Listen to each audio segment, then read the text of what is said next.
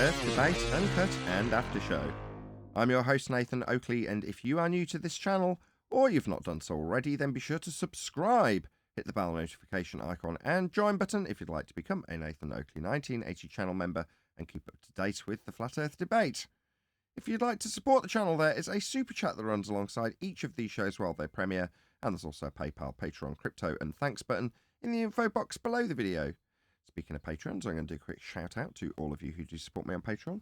So, a massive shout out of thanks and appreciation to Rod, Todd Wazzle, Jason Hornsby, Christoph Fournier, JMals24, Unamento, M, Iron26, Endless, Flat Earth Sage, Goldie McKiernan, Retro Bill, More Books, Cannabear, Fibre Oats, Bogey, Michael Kahn, John Kays, Patrick Gunnels, Banter, Will Brax, Melby Styles, Troy Shuker, Hairy Blade, Mobile Max 777, Neo the One, Rob W, Open Minded, Reese Pound, Del West Watson, Maria Nealands, Unbelievable Productions, Blue Ridge Ranger, The Real Gabster, Abraham Mohammed, Skeptic 936, Life is Short, Texas Mike, David Wayne Foster, and Dank. So another massive thank you to all of you for supporting me on Patreon. Now I will hand over to whoever is in Discord and Google so you can enjoy their dulcet tones while I set up for today's live show. Listen. On Discord, you can make a rap sheet on Discord. You can make a rap sheet on people.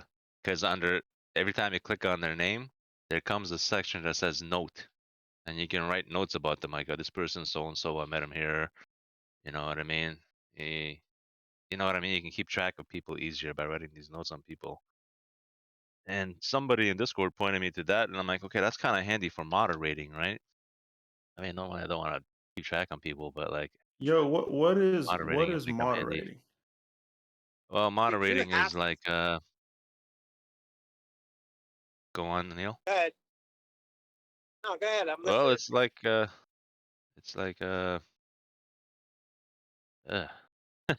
why don't I just fetch the Google definition? Like, I have an idea what it is. Let me explain what moderating is. Moderating is you moderate. Like what? You control what's going on. You make sure that nobody's being vulgar. You make sure people are being respectful. You moderate the situation. In this But case, what are the technicalities on the podcast or on a chat group chat? Read the what do you call it? Read the rules.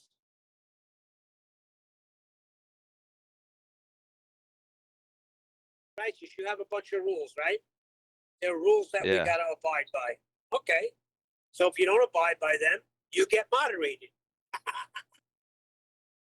All right, I got the Google definition. An arbiter or mediator. Yeah, I'm talking about more of the mechanics though. Like, what do you have to do? Because I remember some dude I follow on YouTube. He's like, "Hey man, I need some mods." Like, okay, do they sign up? Do they get paid? What's going on here? What are the mechanics of it? Like, what do they gotta do? Do they kick people out? There is no pay for that, buddy. Otherwise, Righteous would be a rich man right now.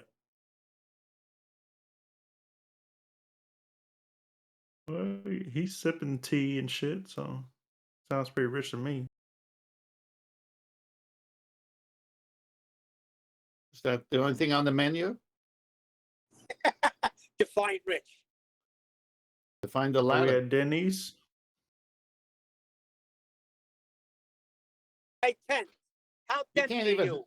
Hang on. You can't even get a free membership for being a panel member. Get out of town. I don't know how to give out free memberships, and people give out free memberships all the time. You just have to be around when they're giving them out, so you can. Why would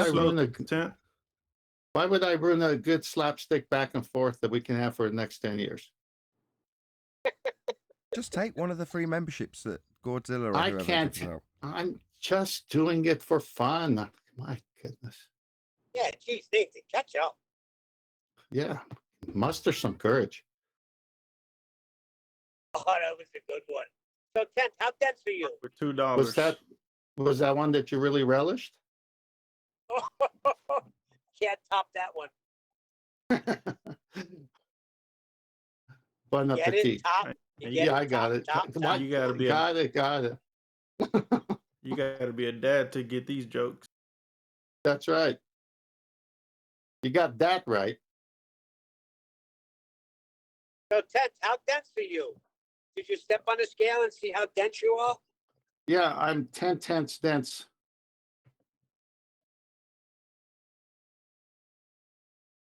Yeah, that was a good talk actually. I really enjoyed it I agree. because it's like the word science. We can use it to describe different as they, what's the word? Colloquially, I can't even say that word. The method, the scientific method is a standalone method for cause and effect.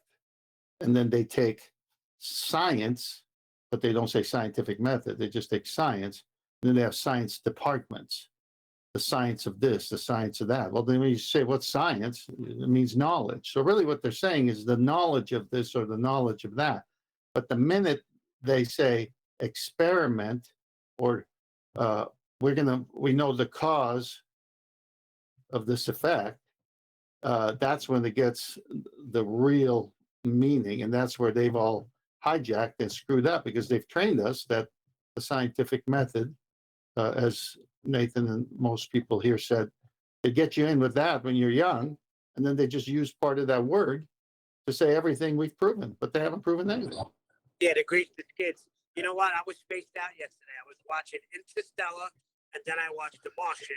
But in Interstellar, when they find the character on one of the planets there, he actually says, because they're trying to figure out gravity, he says they couldn't put together the Newtonian and Einsteinian, and he talks about quantum mechanics. I'm like, oh my God, look at all these confessions in this movie. Right from the beginning, I'm like, they said they couldn't figure it out. So they just left it hanging. And what happened by the end of the movie? Then the girl figured it out. Yeah. She They figured solved out- gravity. So she figured out something that doesn't exist. Exactly. But it's funny. He used a certain word. I'm gonna play it back and get it down. It's just a quick dialogue, maybe it lasts 10 seconds. I'm like, wow, the confessions that I just heard there.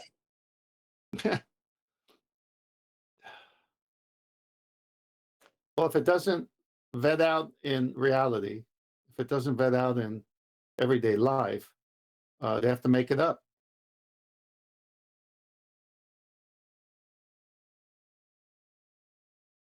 What are we gonna do about all this satellite trash orbiting the Earth? Pop the balloons. Oh, did you guys hear about the Chinese balloon flying over the U.S.? Yeah, that's what I was referencing. Spying on us from a balloon. So, I wonder how balloons spy on people. I don't know, it looked like a blimp or something, but who knows? It looked like a big sphere. No, it's like a a balloon. satellite. It's a satellite balloon. They said they didn't want to shoot it down while it was flying over Montana because it might land on somebody. Like, really? It might land on a fucking cow? Watch your language. Please. But yeah, there was a story. I already posted it for people to see. So the joke. So why couldn't they use their outer space satellites instead of just using satellite? But how do you not know what it is? Oh, it's Chinese. We don't know what it is. What do you mean? Just go ask them. Everything's Chinese, Gene. Everything. Your shoes, your watch, the balloons, everything's from China. It's a good guess. Yeah, but how do you not know what it is? And we're Oh, not no, going to do anything Gene, about it. They have a picture of it. It's a balloon with some kind of metallic satellite-looking thing hanging from it, and it's spying over Montana. And as the other person just said, why would they do that when they got satellites?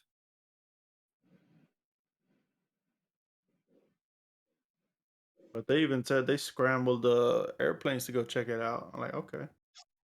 It's just stupid stories.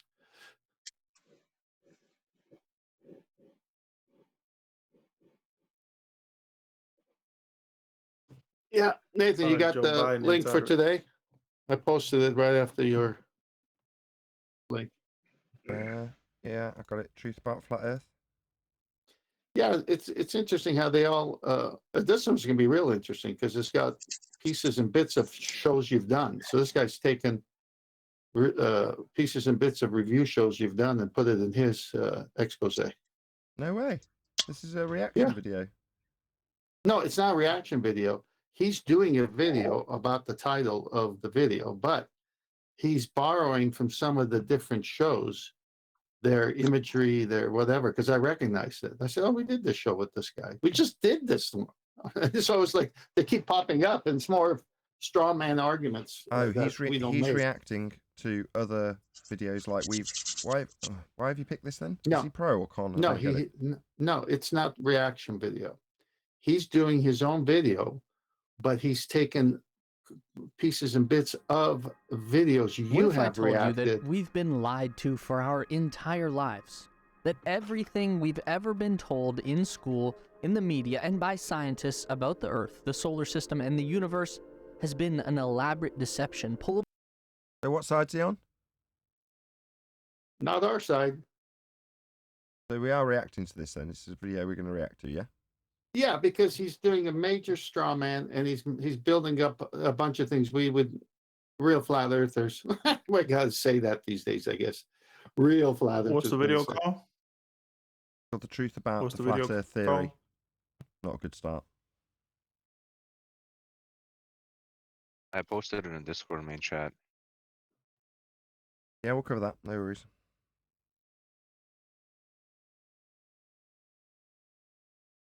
User is the space race. That's the one.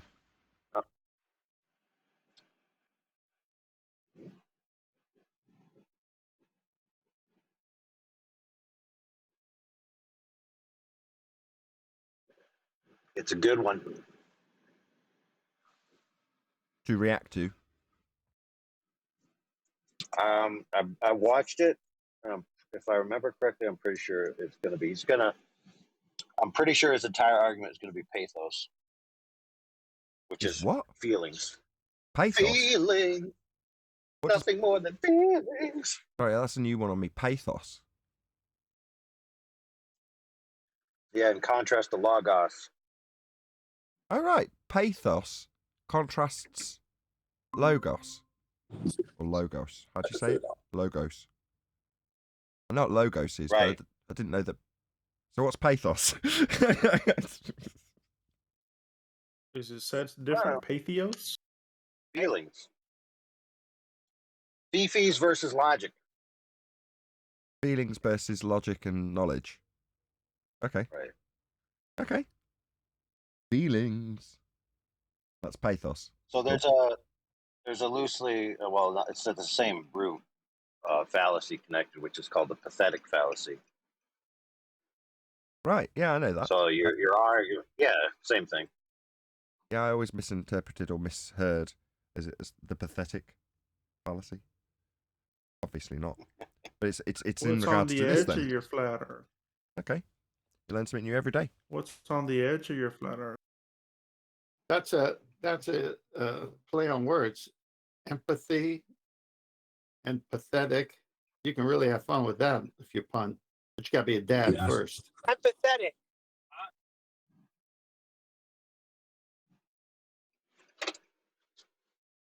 Yeah, thanks. I like learning new words. Hey, Hey, when you you got- said pathetic fallacy, I just thought of all the ballers. They are pathetic. Well, they're trying Looking at a now. video right now. So there's a guy there- called there Flat are Earth. people- Can't explain this like.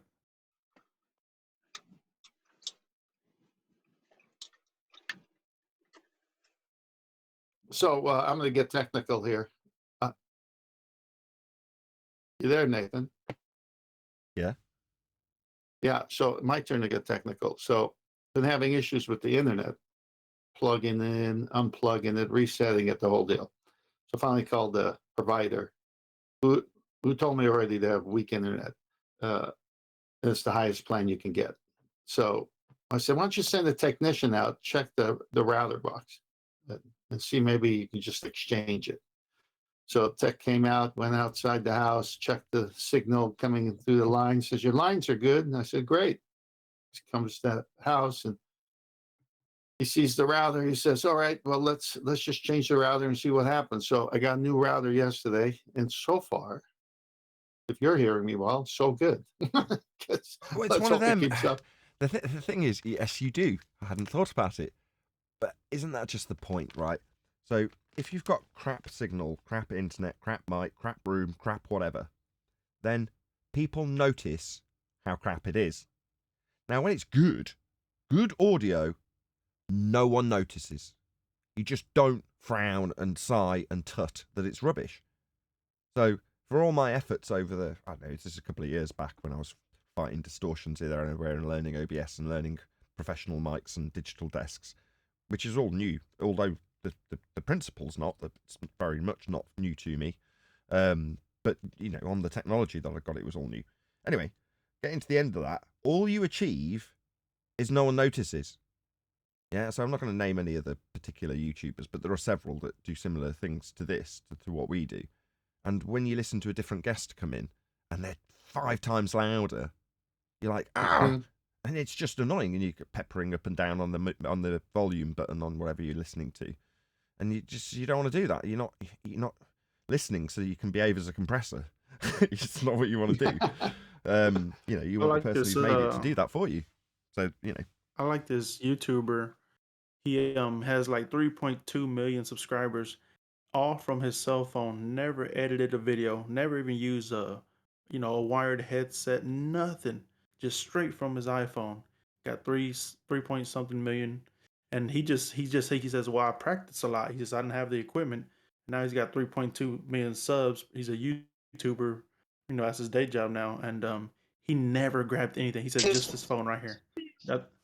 So I think that's pretty cool. He didn't never invested in a mic or nothing. What's his content? What does he talk about? Just boxing stuff. Oh, boxing, the sport? Yeah, just reporting on boxing and just fights and stuff like that. But he never gave a shit about, never gave a crap about, any of his equipment or nothing. And he just made it like that. And poorly titled, subject lines. He didn't give a crap about nothing but YouTube. I think he barely started monetizing like last year because he didn't know about it. I did the same thing when my first son was being born. This was back in the 80s, and he look at that guy. He like so. I told my wife, I said, why don't I go get a camcorder and we can videotape the birth and so forth, and they were expensive. It was a Canon one that I got, and had a separate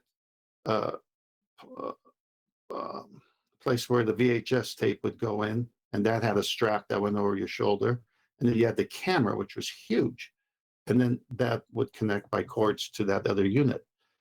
So I said, well, I'm a businessman, so I'll write it off. So I put an ad in the paper for videography.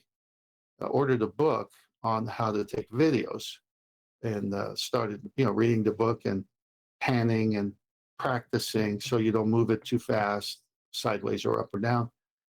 Got a little keyboard that you can attach to it. You could type in real quickly the subtitles that go right on the video that you're doing, and fade in, fade out, all these things.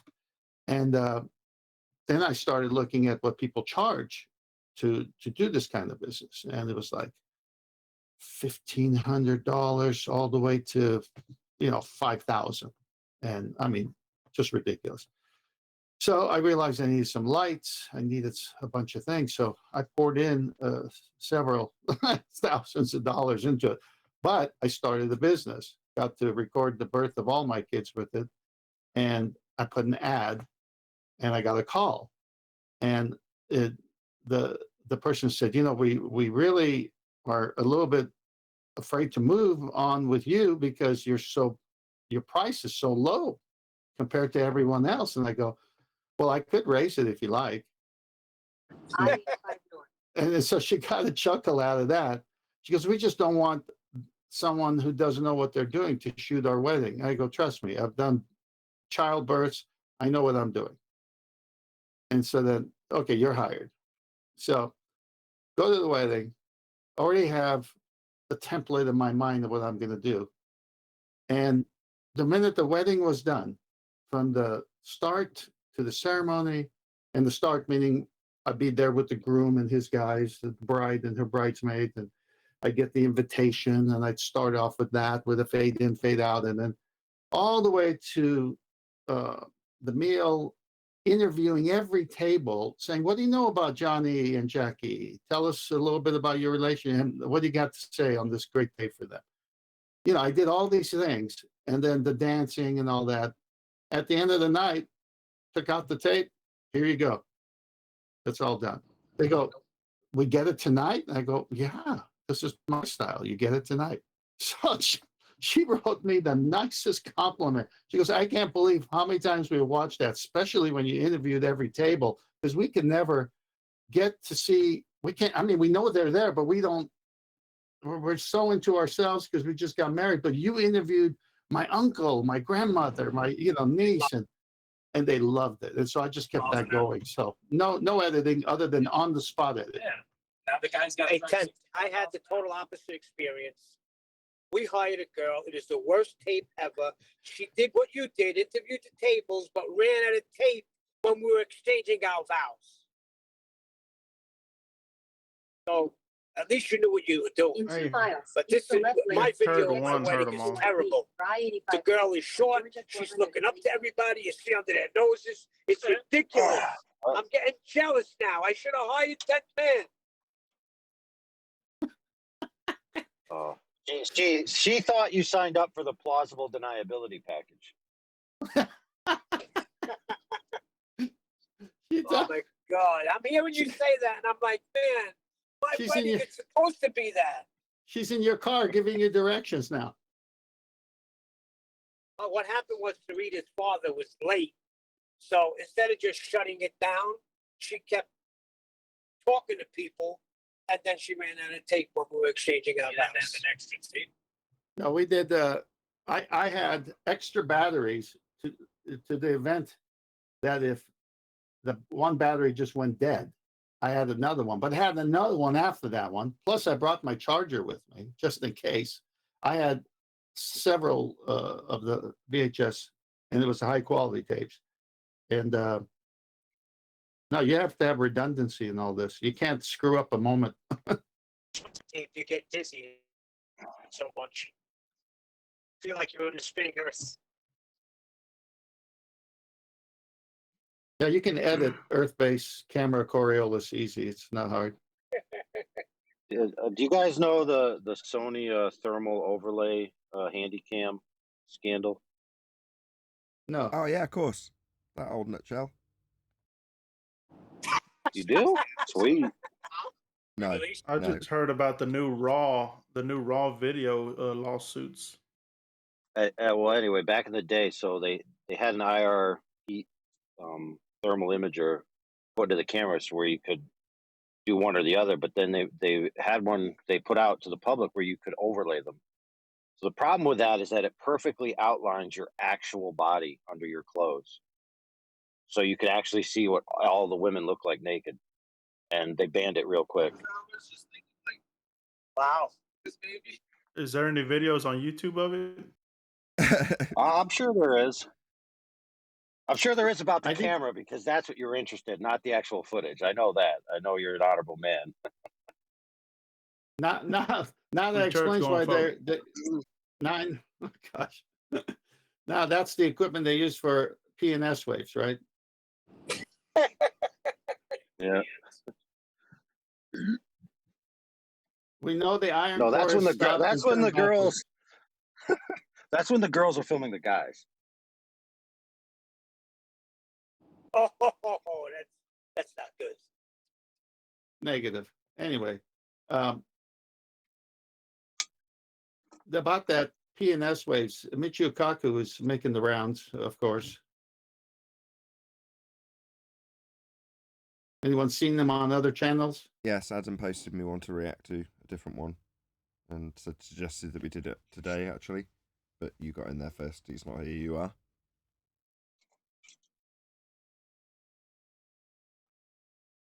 We got to get Matthew Learns videos about us on here too one day when I can find his channel.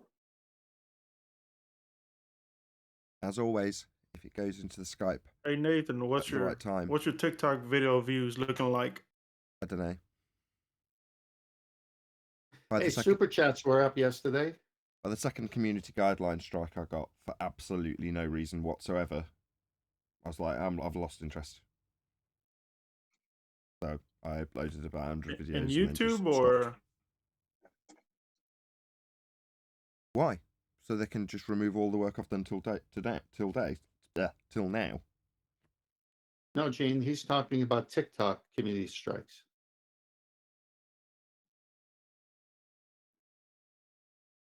Yeah, what in did one you do? instance, Did you misgender?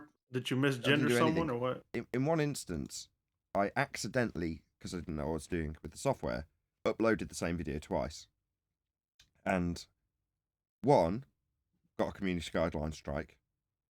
The other got published without issue. Identical videos.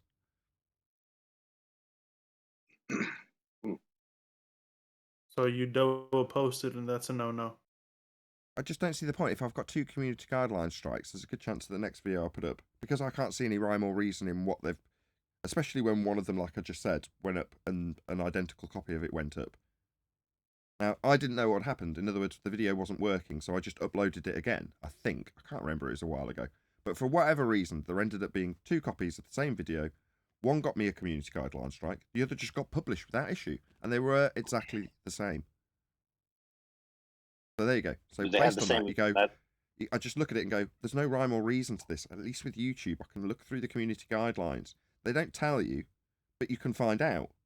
Well, I tried the same thing with TikTok. Went through the community guidelines to try and find any rhyme or reason to what was going on. Couldn't, and just went...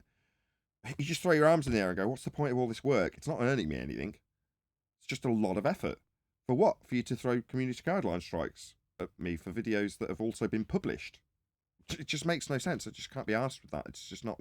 It's not worth my time. I said that originally. But you insisted. I've done it. Now I'm done with it. You know, it's going to stay as it is for as long as till someone else comes along in 12 months. Yeah, Gene, stop pushing TikTok, all right? Your TikTok sales. I've done it. Look, I've got a TikTok. There you go. Done. Happy? Clearly not. Yeah, but that's fine, guys. But that doesn't stop anybody else from clipping out a really witty clip and putting it on a random TikTok themselves. That's right. And if somebody sees it, they see it. And then if that account gets deleted, it's deleted. If it's a small account with like a few TikToks on it and you're not invested in it because you created it as a sock account, like there's ways around all of this if people are willing to put forth the work. Like Nathan's got his own thing going on here. He doesn't need to be invested or divested into every platform ever when there's tons of people who are interested in his content that could pass it on. You're right. Hashtag share the show. But by contrast, and to agree with Gene, I do need to do that. I do. I'm poor. I need to diversify. I just don't have enough time. I don't have enough resources. There aren't enough hours in the day. That's it. So when I do things like that, it's massively to my detriment in terms of mainly my health, because I physically can't squeeze any more stuff into a day. So if I squeeze in TikTok, Right. it's to the detriment of some accounts that I end up not doing. That's all that's all that happens. So you're like, well, I'd love to do every platform. I can't. Physically can't. Do you Yeah, think fair you point, but could point of grow, note, though? Do you think you can grow? Yeah, Go you ahead. can, but the point I was making is that I use the word divest, not diversify. Diversify would assume that you're actually profiting from your venture, where divesting would be you're removing yourself from an unprofitable venture. Hello, Indeed. guys. Hey, Arwin. No, but still, we're talking about. Keep Well, look, flogging a that lot of dead horse, times what we're Gene. talking about, is everybody wants the flat earth to do this and that, right? And they want to put the onus onto people who are already doing something, right? Rather than do something themselves. I agree. But when Everybody your comes in and says what algorithmically- Nathan. Hold on. Everybody comes in and says what Nathan should do. He's running the show. That's You want to do something? That's my Trim it out point. like AI said.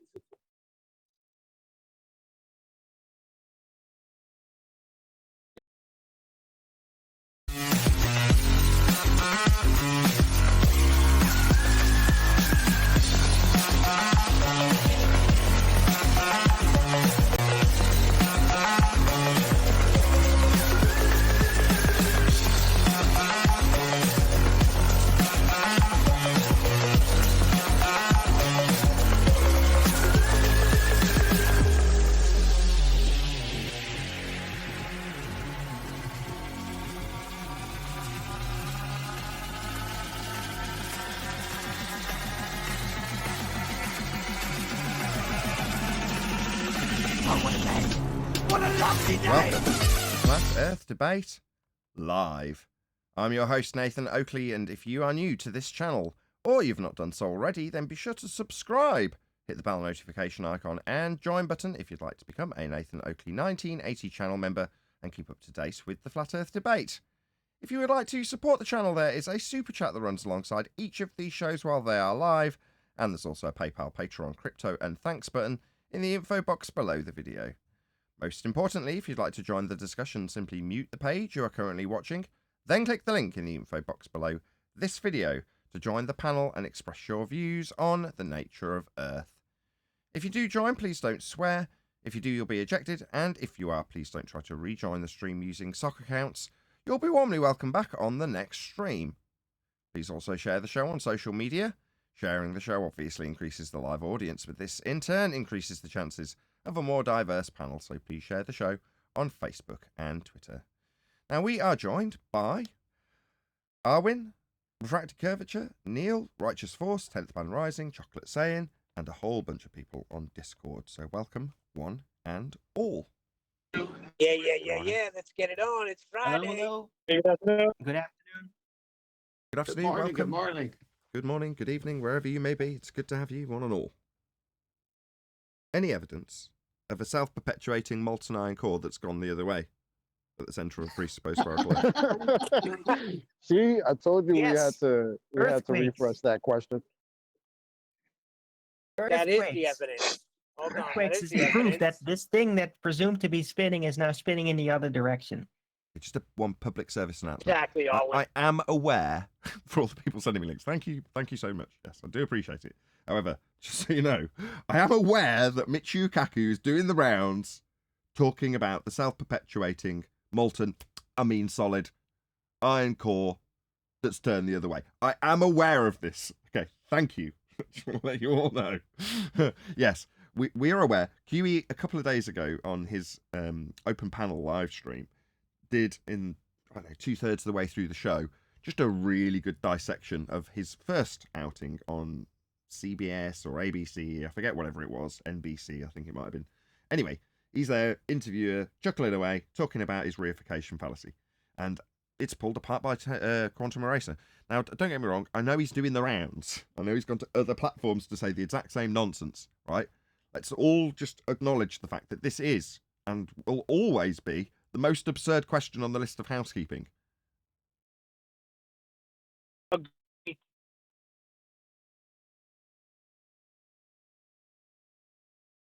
Wonderful. Excellent response. In other words, Just what I no. was hoping for. So, Yes, no evidence. well, the one I saw, he called it liquid metal.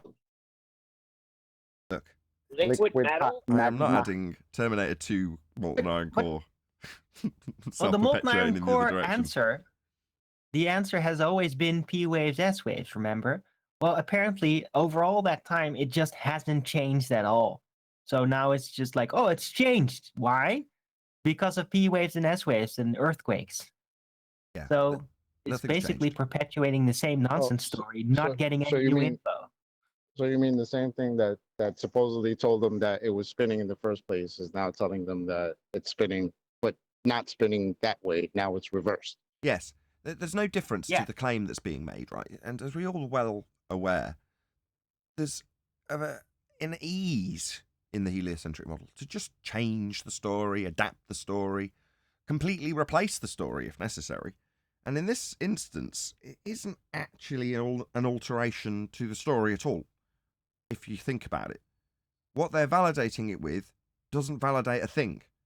It got it wrong. The P waves and S waves being described by Michio Kaku, regardless of his connection to earthquakes, it's the same exact claim.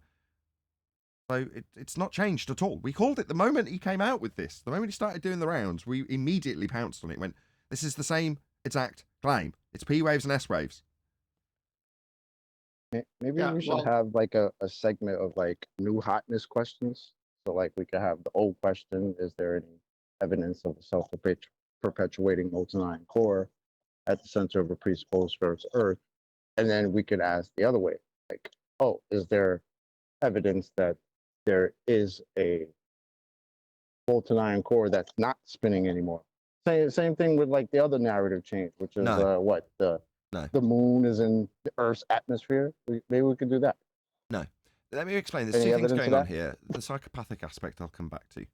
But the idea behind having a non-change change to something that's essentially the same claim is so that you beg the question within the claim. So let's say you change something that has no validity in the first place to something slightly more or slightly less absurd, so that you can argue within the premise that has been laid down that isn't proven. So in this instance, self-perpetuating molten iron core at the centre of a presupposed spherical Earth. There's a reason we phrase it in that way, because it describes all of the begging the question fallacies that go along with it. Right. So have they proven that we've got a molten iron core? No. Have they proven that it's solid? No. What's the validity offered for the claim that we have a core at all? A presupposed centre of a presupposed spherical Earth that's been debunked. We debunked R. None of this has a foundation. But meanwhile, the claim that they're giving takes place with return signals that have angle measurements involved. That means it needs a flat plane. But regardless of that obstacle, let's call it, to get over, the methodology does not work. So when they dug the Kohler super deep borehole, I think I've pronounced that correctly, about 3-inch, 4-inch diameter borehole, like we would dig here if you need a well or something, right? They dug that 8 miles down. And what did they use to predict what they would be travelling through with the bit that they're drilling with? Well, P waves and S waves. Did it predict correctly what they'd go through? No, it did not. So what, suddenly this method's got massive validity where it's been shown and demonstrably incorrect? No, it doesn't.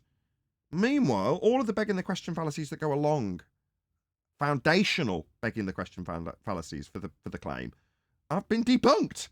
So it is literally the most farcical question on the list, because you've got to get around the fact that you haven't got a presupposed spherical Earth to beg the question of a molten iron core in. I have a slightly different view on this. I agree 100%. That was a good summary. But also, you can look at it this way. If you listen to the words of the last one, he said, these are reputable scientists from China's university. So he's got to back that group of people. But then, to me, it's just damage control, but at the same time, more reification fallacy. So then when you watch the interview, and I've seen 2 of them from 2 different broadcasts, the chuckling, the laughing, the joking, it's all there on purpose. And when you say, okay, where's the meat? What's he really saying? And then he says, look, these are reputable scientists from China. Yes, but there's nothing to worry about, people. The world's not going to end because this happens every 70 years. So they just added on another story to the story that was not true to the beginning. So it's just damage control where he can say that the scientists are reputable and then make up a new story and say, hey, it happens a lot of times. It turns the other way every 70 years. What? Okay, it's the same as saying, are there actually rockets pushing off a vacuum? How does that work? Well, as long as you're assuming there's a sky vacuum in play, then everyone's happy to beg the question and argue about whether or not rockets would work in the sky vacuum you're assuming. So whether or not every 70 years the molten iron core we assume to be there turns the other way is definitely the most preferable outcome for this situation in regards to us, which is to say that we start arguing the toss about whether or not a molten iron core we suppose is at the centre of a presupposed spherical Earth turns the other way. That's ideal. It's all to keep the rhetoric. Everyone knows this. That's exactly what I'm saying, Nathan.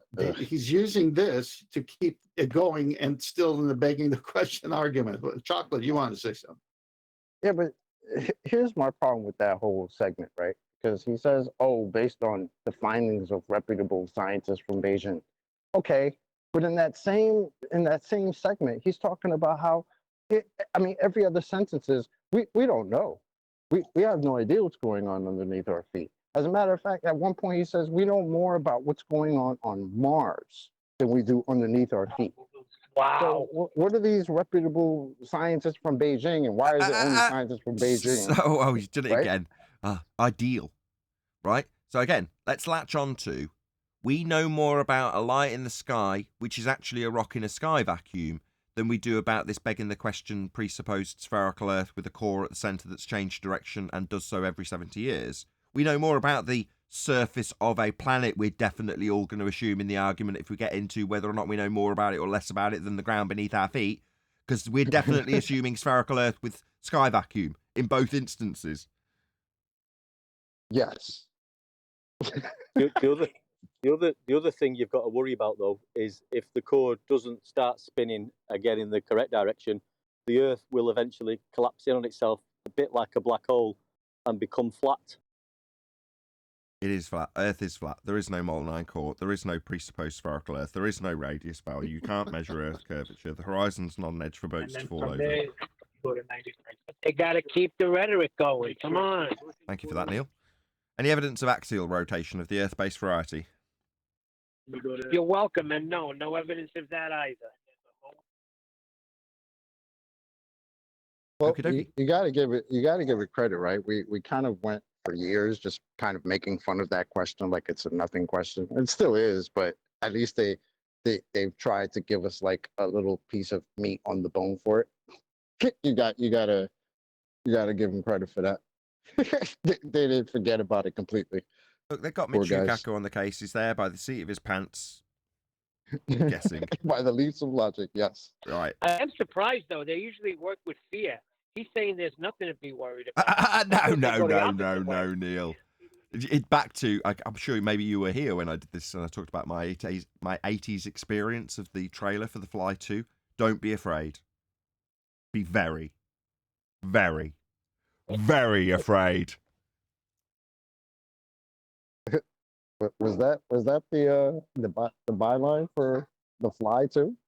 Yeah, it wasn't the I can't believe no one's got a terrible short-term memory. Everyone, yeah. When I told the story last time, I was in the cinema. Everyone's watching with intent, waiting for whatever's going to come on, and that trailer comes on without any visuals other than a fly. Literally, that was it. That was the only visual from memory.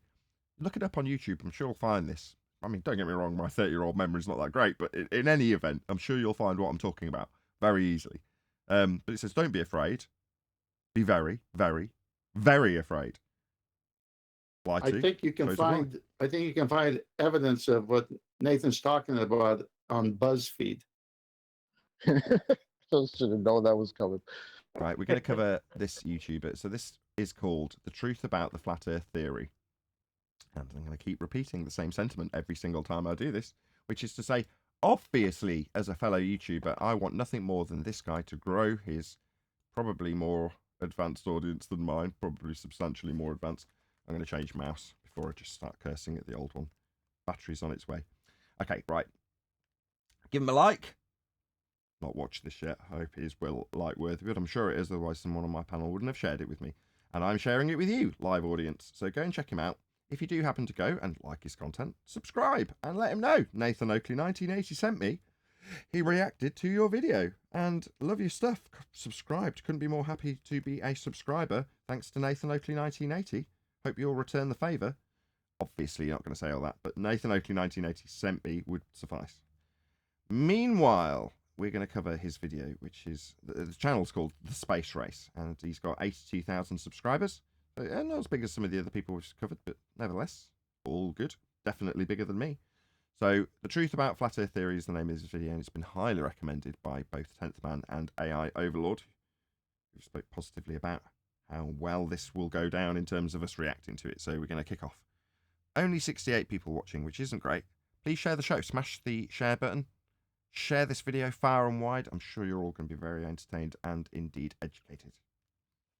Our eyes to keep us from discovering the singular truth that lies at the heart of our very existence, the one thing that the people in charge have gone to unfathomable lengths to ensure. Good graphics. Don't know where we got that from. Very good. That we never realize. Is it possible that we live on a flat plane, a simple disk encapsulated by a dome-like firmament above that contains the sun, the moon, and the entirety of the known universe? Okay, so we're kicking off with the straw man false dichotomy. Well, that's pretty much standard fare, isn't it, ladies and gentlemen? Immediately misrepresent what we are claiming by showing a flat earth pizza pie floating up through a sky vacuum I don't know what the hell this is in the background. Looks like we've got a second horizon. Okay. Meanwhile, you've got a physically reified sun, same as your physical sun in your heliocentric model, plonked on top of a pizza pie with an edge, and the opposite with the moon. Okay, right. Who's claiming this exactly? This is you. This is your claim now then, right? You're claiming this, okay? Space race? Because I'm not claiming this. You are. That would be pretty freaky, right? Well, why did you claim it? And if you come here, you won't see that diagram. You made that diagram. Nice and beautiful and well made though it may be. It's not mine. No, I haven't given you that for you to take apart. And look how stupid this thing I've made is. All right, why did you make it? let's talk about the flat Earth. You just said flat Earth theory, and it's also in the title of the video. Okay, let's just start there, because it's a bad start for you, Space Race. Theory, when you're talking about the natural world, which this is definitely within that field, is attached to the scientific method. It's not like colloquial theory when we're talking about the natural world. It's scientific theory, right? Well, theory comes after experimentation. And you said flat Earth theory. Again, nobody here would say that because we're not idiots and we know what science is. So when you say flat Earth theory, you haven't got a clue what science is. You don't know what a theory is. And if you've got it from some other idiot, you need to cite them. Say, this idiot says they've got a flat Earth theory so that we can take apart that idiot. But you are making this claim, not us. At this point, I'm not going to hold it as a straw man. I'm just going to say it's your claim. If we're going to explore the flat Earth, then we're going to need a map.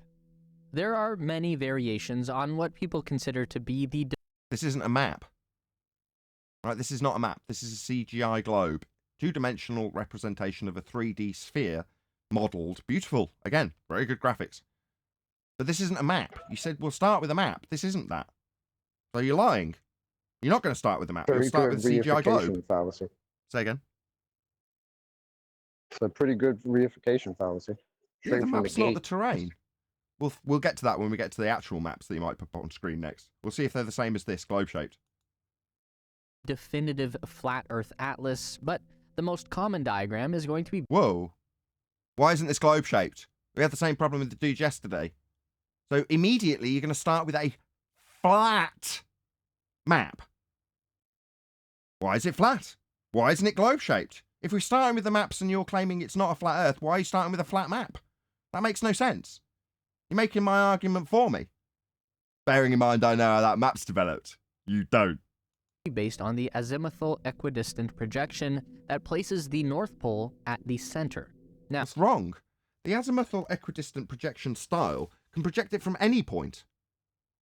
If you happen to have a North Pole-centric azimuthal equidistant projection, it will look like this. But that's only if you start the projection from the North Pole.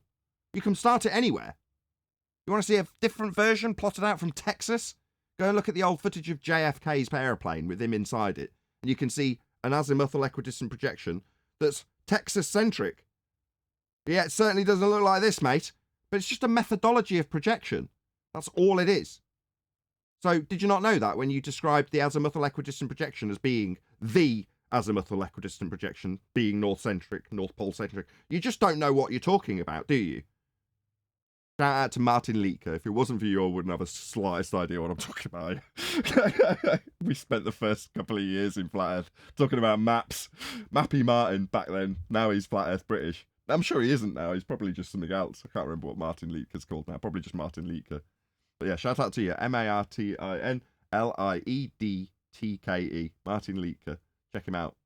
Now, this particular map projection has been around for hundreds of years. It's most commonly seen as the logo for the United Nations, and it was never intended to represent the Earth literally as a flat plane. It is literally a representation of Earth as a flat plane. What the bloody hell are you babbling about? Do you not realise the words coming out of your mouth? It's not meant to be what it actually literally is. Was it not? But it is. Are you dumb? Is he divining intentions right now? I don't know. He's got a flat map on screen. He's telling us it's not intended to be a flat map. All right. Did they actually mean to project it onto hemispheric surfaces and then print it out that way? I mean, what the hell's he babbling about?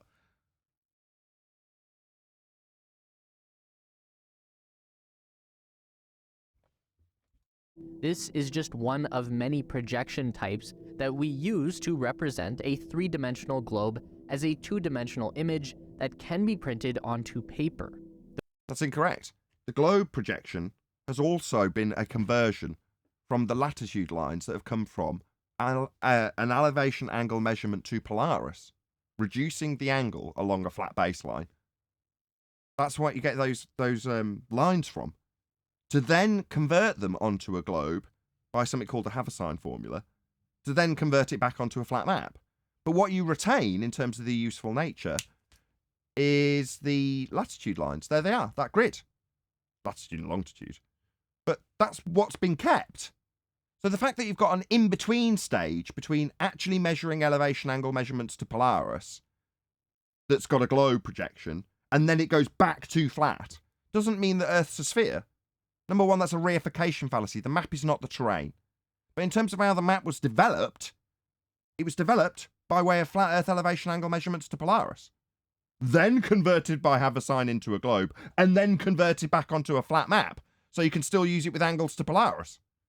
So it just deludes idiot muppets that don't do their research like you into belief that the step before this projection process, in this case, what is this, Gull Pieces? Or is it Mercator? It's Mercator. In this instance, projecting out onto a sphere and then projecting back onto a flat map. Yeah, it still needed a flat Earth in the first instance to get all of these lines. Doesn't mean Earth's a sphere, you just don't do your research thoroughly enough. Do more primary source research and figure out where your globe came from. And it wasn't the origin. The flat Earth angles to Polaris were. The most common map of the world that we see is the Mercator projection. This isn't trying to claim that the Earth is a rectangle, it's just a very convenient way to illustrate the land masses of the Earth in a very concise and proportional image. Yeah, why did you miss out the preceding step? The preceding step is taking angles to give you the lines on the sphere that you showed. So you showed the step from already converted from flat via Haversine. You ignored all of that and just started with the spherical bit with the lines of latitude already placed on it. Well, why didn't you detail where they came from? Oh, right, that would be proving that the origin of the map and model, including the globe, was a flat Earth. All right, did you not research beyond the bit that affirmed your belief that Earth's a sphere? You just got to, oh, they took the globe and projected it out onto a cylinder to roll it out flat. That means Earth's a globe. Yeah, crap primary research. My God. Now, I teach my 6-year-old how to do primary source research, and this muppet just goes and affirms his belief in a sphere and then stops. Pathetic. Coming back to our flat Earth projection, though... Sorry, flat Earth projection? No, this is an azimuthal equidistant north-centric projection. Now, you can say that it's come from a globe, but the globe that you'll be describing has got lines on it that came from flat Earth elevation angle measurements to Polaris. So why are you now ascribing this as a flat Earth map? No, it's just a map. It's had a long and tatty process with a sphere in between. And it's a methodology of mapping all sorts of different things that we know in terms of their relative position to the stars. We know because of how we got the angles to them off a flat plane. Since the North Pole is the center of the world... Sorry, no, that's how this projection was started. It's a North Pole-centric projection. So what, suddenly you've reified the flat Earth as well? Again, that's why I didn't say it was a straw man. This is just this Dumbo's claim. He thinks that if you map north-centric azimuthal equidistant projections, suddenly that means that that is the center of everything. No, it's the center of this mapping process. When you map it from the North Pole. The South Pole continent of Antarctica... What, the one that you could also represent as a South Pole-centric azimuthal equidistant projection. That South Pole. Did you look up other azimuthal equidistant projections? Or did you just automatically assume, because this was the most common one, on a flag, that isn't 2D, it's not trying to be, even though it's actually 2D. You just thought that was our world. Why would you think that? Do a bit of research, you Dumbo. No, I definitely don't say that. Like I say, I'm not even going to pretend that this is a straw man. It's his claim now. He's just a Dumbo that doesn't understand how the world works or maps work. Must in turn... One sec.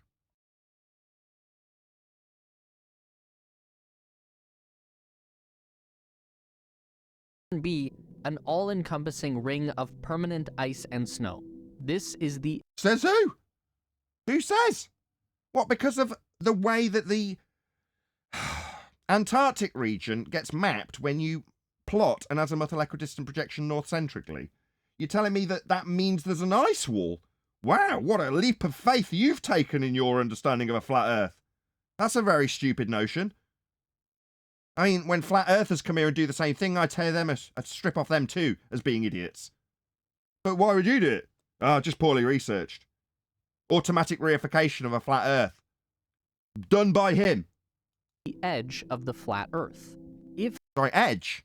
No, this concept of Earth having an edge because you've reified some stupid map that you found doesn't mean that that's the way the world represents, or that we're floating up on that map, reification fallacy you're making for a flat Earth, through a sky vacuum in the background of this map now reified into the world we're not living on. It doesn't have an edge. However, in the globe Earth model, you'll be shocked. You do have an edge, and boats fall over it. You call it Earth curve. It's at 1.2 times the square root of the observer's height in feet and claimed to be the horizon. And you claim boats fall over it. You've got measurable inches and feet that don't account for perspective to tell you exactly how much boats have fallen over an edge. Your edge, that's Earth curve, the horizon in your stupid models that we don't live on either, that exclude perspective.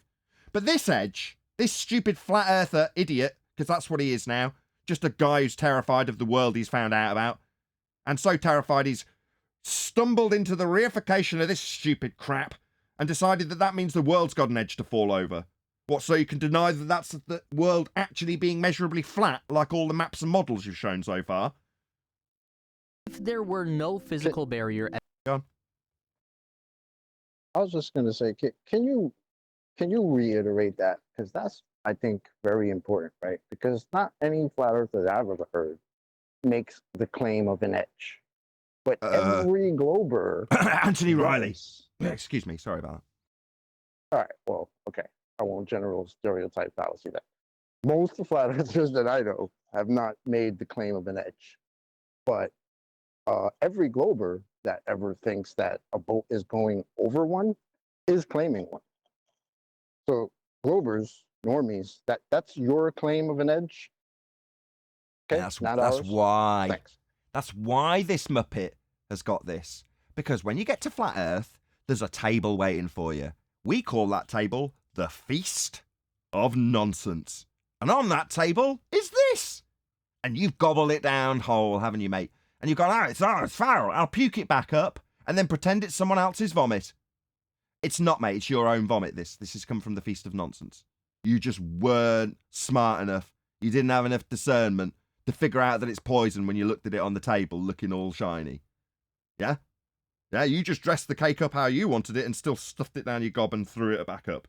Now, I'm not going to scoop that up and claim it's mine, my friend. This is yours. Your nonsense. With your edge on your flat Earth. What, to somehow oppose the actual reason why that's on the table at the Feast of Nonsense, so that you don't appreciate that that's the weakest part of the globe Earth argument, the edge that boats fall over in globe maths, when it excludes perspective and gives you a feet and inches value that doesn't change with distance, going over an edge. Yeah, that's your edge on your globe Earth, and this is your edge on your flat Earth, Dumbo. At the end of the flat Earth, then all of the water in the oceans would simply drain off, which would be silly. So instead... Yeah, why did you suggest it then? You took a map based on a projection method you didn't understand, turned it into the world and said the water would dribble off it. That's absurd. Why would you do such nonsense, you complete idiot? What we have acting as our container... Go ahead. I'm sorry, man. This guy is just aggravating me. So he wants to say that water falling off the edge of a flat Earth, that's silly, right? Well, that's what water does, right? When if you threw water on the table, that's what it would do. But him and all his fellow globers think that millions of tons of water are maintaining themselves on the outside of a ball. And that's not silly? Please, bro. My God, I've never clocked that. Super props to Chocolate saying. Mad props. Chocolate. So there's another identification of an aspect of their Feast of Nonsense claim you get put to you as straw men. And it's because they've got a weak-ass argument of their own that they need to cover up. And yet another example. I'm not going to take any thunder. You reiterate that point, Chocolate. That was fantastic. I love it when there's a new aspect of their nonsense that they need to throw onto us to deflect away from how crap it is in their own argument. Go ahead, Chocolate.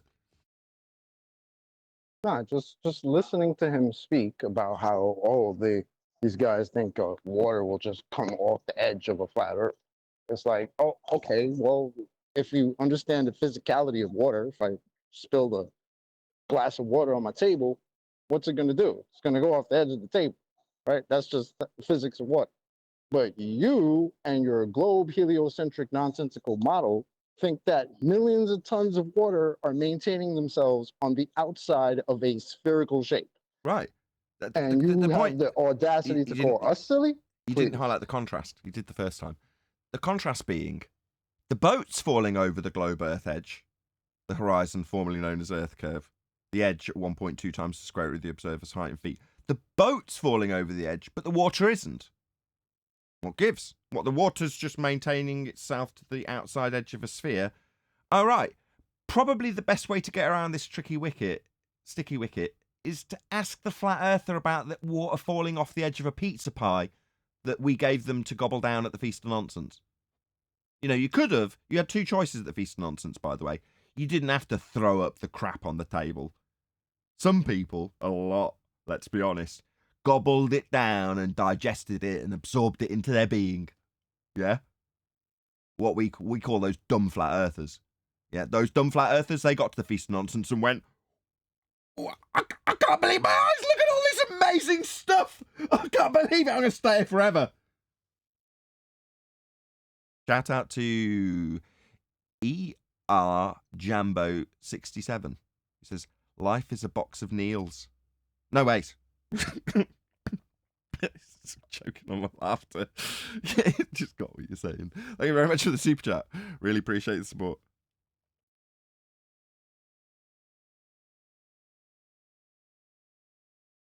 Is a 45-meter vertical wall of solid ice, Game of Thrones style, according to flat Earth myth.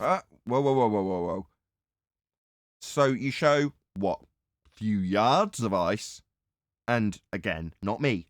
You infer, because you gobbled it down at the Feast of Nonsense, that there's a all-encompassing ice wall based on a north-centric azimuthal equidistant projection. The same one in this slide with the words flat Earth theory. Not a theory. Guy doesn't understand what science is. Yeah, this is like Swiss cheese, my friend. Mythology, there is no Antarctic continent, only an impassable wall of ice. Says you. We don't say that. Oh, right, it's on this map. All right, that's just a map. That's a reification fallacy. Look it up. That prevents us from reaching the physical walls of the dome. We'll get to the dome in a bit. Dome? Now, when you say dome, I don't know about dome. I don't necessarily use that word. What I would say is containment. You see, the thing is, as much as I hate this representation, it is useful in this instance when I describe gas pressure.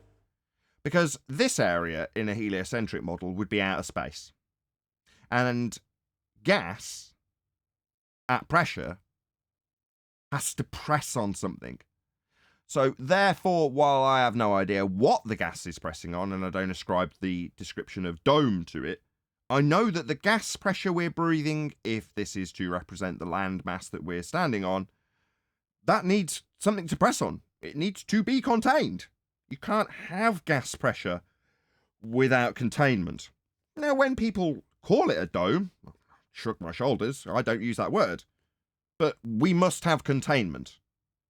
So, that aside, and the diagram you're using, and I'm hijacking to represent that point, how would you describe gas pressure maintenance on a sphere in a sky vacuum 10 to the minus 17 torr? I'll answer. It won't. It's a violation of entropy law. Gas fills space. That's what gas does. Expands in all directions to fill whatever volume it's got. So if this dome wasn't here on your stupid nonsense ideas about what a flat Earth could be, so you can poo-poo them, yeah, that would be containment. So in this representation, I'd say, well, at least this stupid reified model achieves gas pressure descriptions, because the gas inside this dome, as you put it, would actually be achievable. You could achieve gas pressure. Not in terms of the heliocentric description around it, though, with all these backdrops with globes and planets in sky vacuums with stars and gas not filling them. In violation of entropy law. That's the second law of thermodynamics. Look it up. And even if you were to attempt to scale the wall yourself, you'd be met by the armed security that guard the ice wall and permanently imprison anyone daring to approach.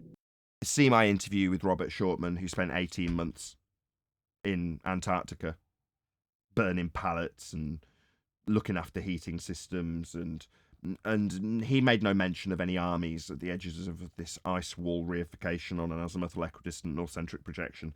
So I don't really know where you've got this fantasy from, my friend. I don't remember this being at the Feast of Nonsense or in the Antarctic Treaty. Maybe you'd like to look up that too. Either way, I don't know where you've got this from. It's just nonsense. Sounds very mysterious No. and Ed? There's a video on YouTube, like an ad for the Navy, where they're talking about the waters are 99% policed by them. So I don't know. Maybe they do have ways of watching the waters you would need to traverse to get wherever you're trying to go. Maybe they have systems in place to figure out, you know, who's not supposed to be where and things like that. Maybe. So, yeah, I mean, Maybe even the from their moon's own made of belief cheese. What's your point, Eli? Well, Now, my can point stand- is, they say that he's trying to make this ridiculous, but the Navy says they do exactly what he thinks is ridiculous. Just not on like a circle of ice or anything. but Oh, just I see. our water. So what you're saying is he's got the idea from some Navy recruitment video or whatever it is that you're postulating. No, and that he's no, then what he- imposed that onto no, this you're missing idea. his. My bad. Sorry. He's then No, you're imposed missing. that. You go ahead in the middle of my sentence, Tenth. I apologize. Sorry. Yeah, but go ahead. Okay, thank you. No, you're missing his point. He's saying exactly what the Navy is saying. That's what Eli is saying, that the Navy claims that they police 99% of the open waters. And he's using it, saying in the contrast, jokingly way, that if you on your own decided to go to Antarctica, you'd be arrested. In the meantime, the Navy says, oh, you know what, 99% of the waters we do police. That's the sarcasm that Eli's bringing.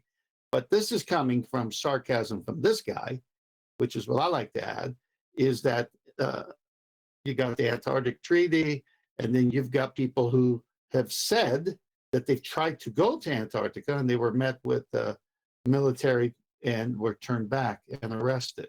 So now he's going to hyper inflate that story to make us look weird. That's what he's doing. Hold on. It sounds like you're convoluting two different stories. There are certain I am. people that have gone not to Antarctica and been met with people stopping them. It's to the 60th parallel. 60th parallel, exactly. I was just about to say that. At the 60th parallel. That's not the same thing. You know, he's just convoluting lots of stories together. No, when I said going to Antarctica, I didn't say they got there and got arrested, but going on their way there. So he's taken a couple of stories, and then Eli caught it by saying, "Wait a minute, the Navy does say." So Eli caught him on another one. Gotcha. Okay, And- we're all and if square the now. guy Gotcha, was Eli. being Sorry, I was absolute- sarcastic. Movie. Go ahead, Chocolate. And if the guy was being truthful, like, wouldn't he bring up that there is an Antarctic Treaty? There is a parallel that technically citizens aren't supposed to go past and shit. Like, why wouldn't he bring that up? It's kind of like he's doing what Eli said and what 10th Man said. He's fusing different stories together, but there's truth that he's missing out. Because there is a treaty supposedly that's not allowed to be renegotiated for decades. You know, why is that there? What's going on? It's He a doesn't even bring it up. He convoluted. just makes it. It's a convoluted gaggle screw of Dunning-Kruger nonsense.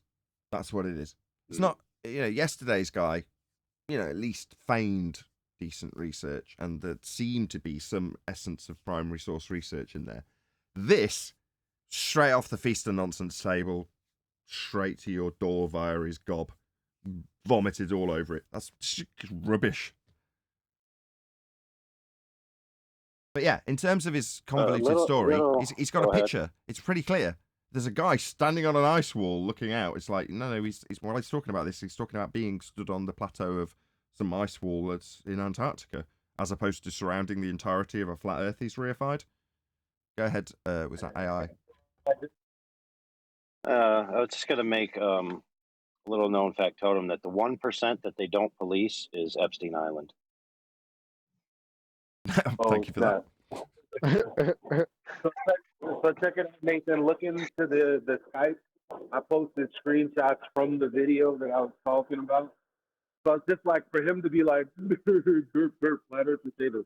No, the Navy say they're on watch.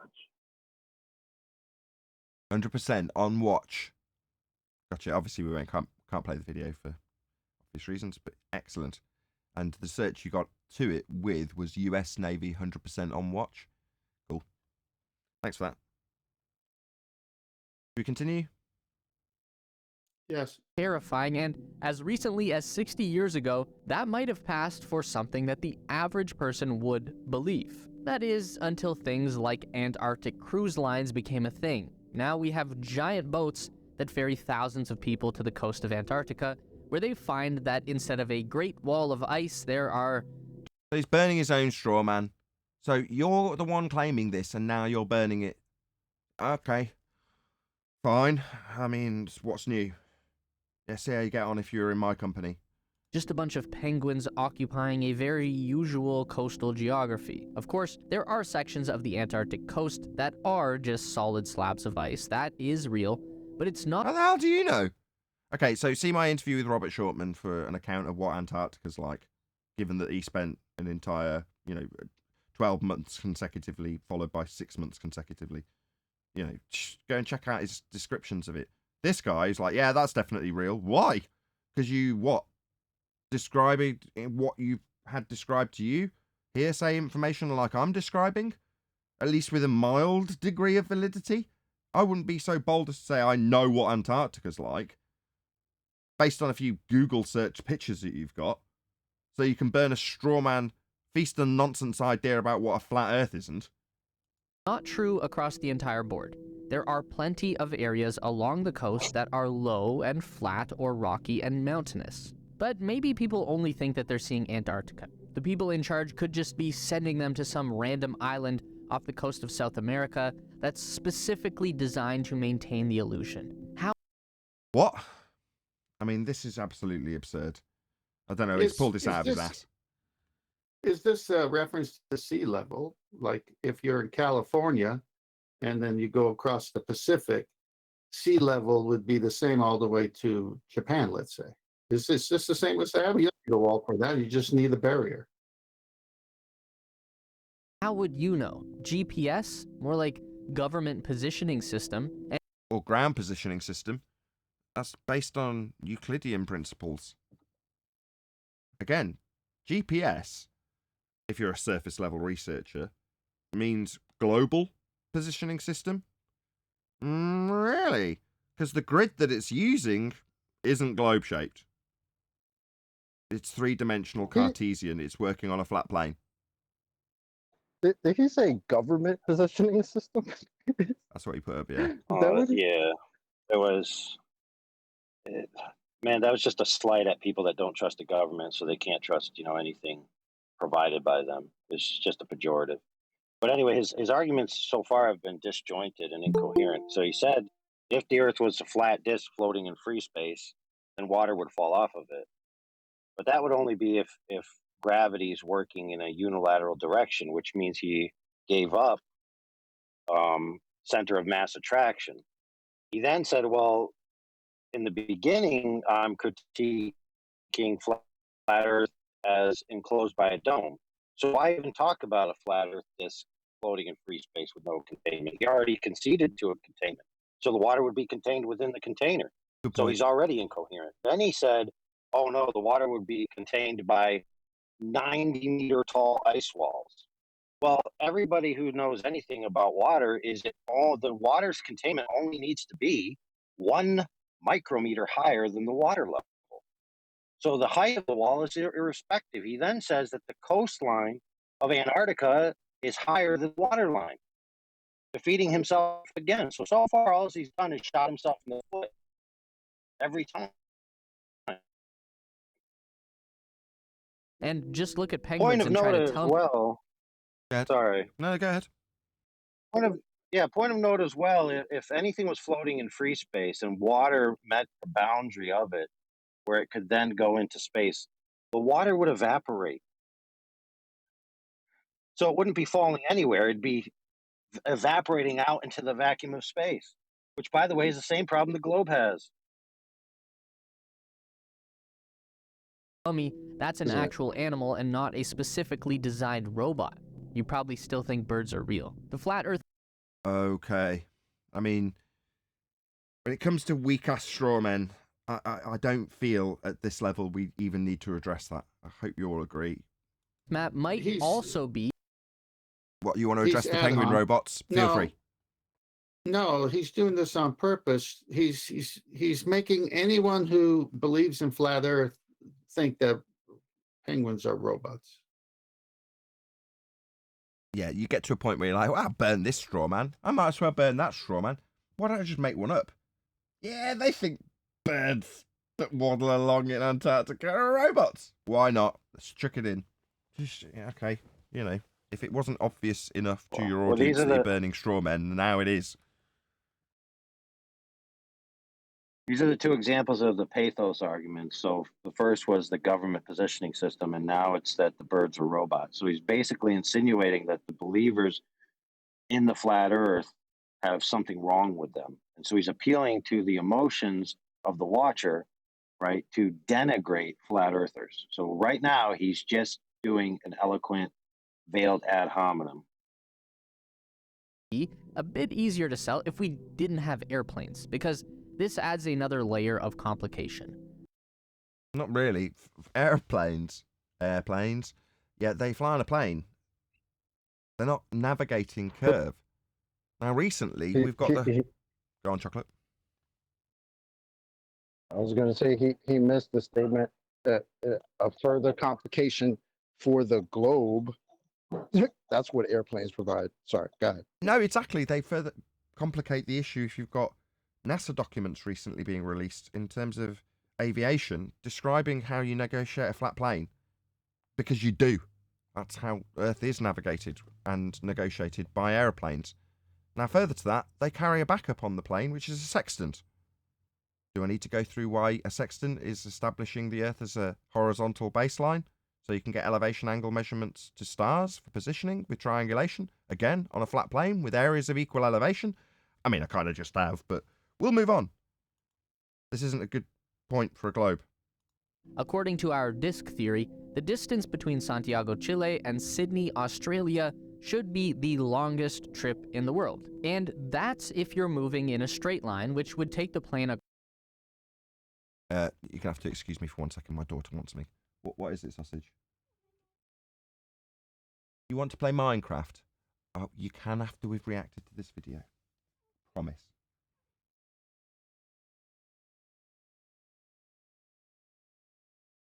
These reaction videos take a long while, I'm afraid, Eleanor. Well, you'll definitely get to play Minecraft. Sorry. Surely you should be stress testing that machine. Surely you can cope with Minecraft and a reaction video. Right, we're at 151 watching, so, you know, once the live shows up in 10 minutes, we'll chit-chat while she plays Minecraft live, and I'll stress the computer. There you go. You're going to risk it after the live show, Yeah. After we've done the actual live bit. Let me tell it. 10 minutes, Eleanor. There you go. Sorry to share the domestic nonsense with you. I'll just tell Eleanor we tried to get her on Minecraft early, but oh well. Well, no. There's tried. 152 people watching, which means you're going to get to see it live. I'm sure the people of the YouTube are very delighted with that.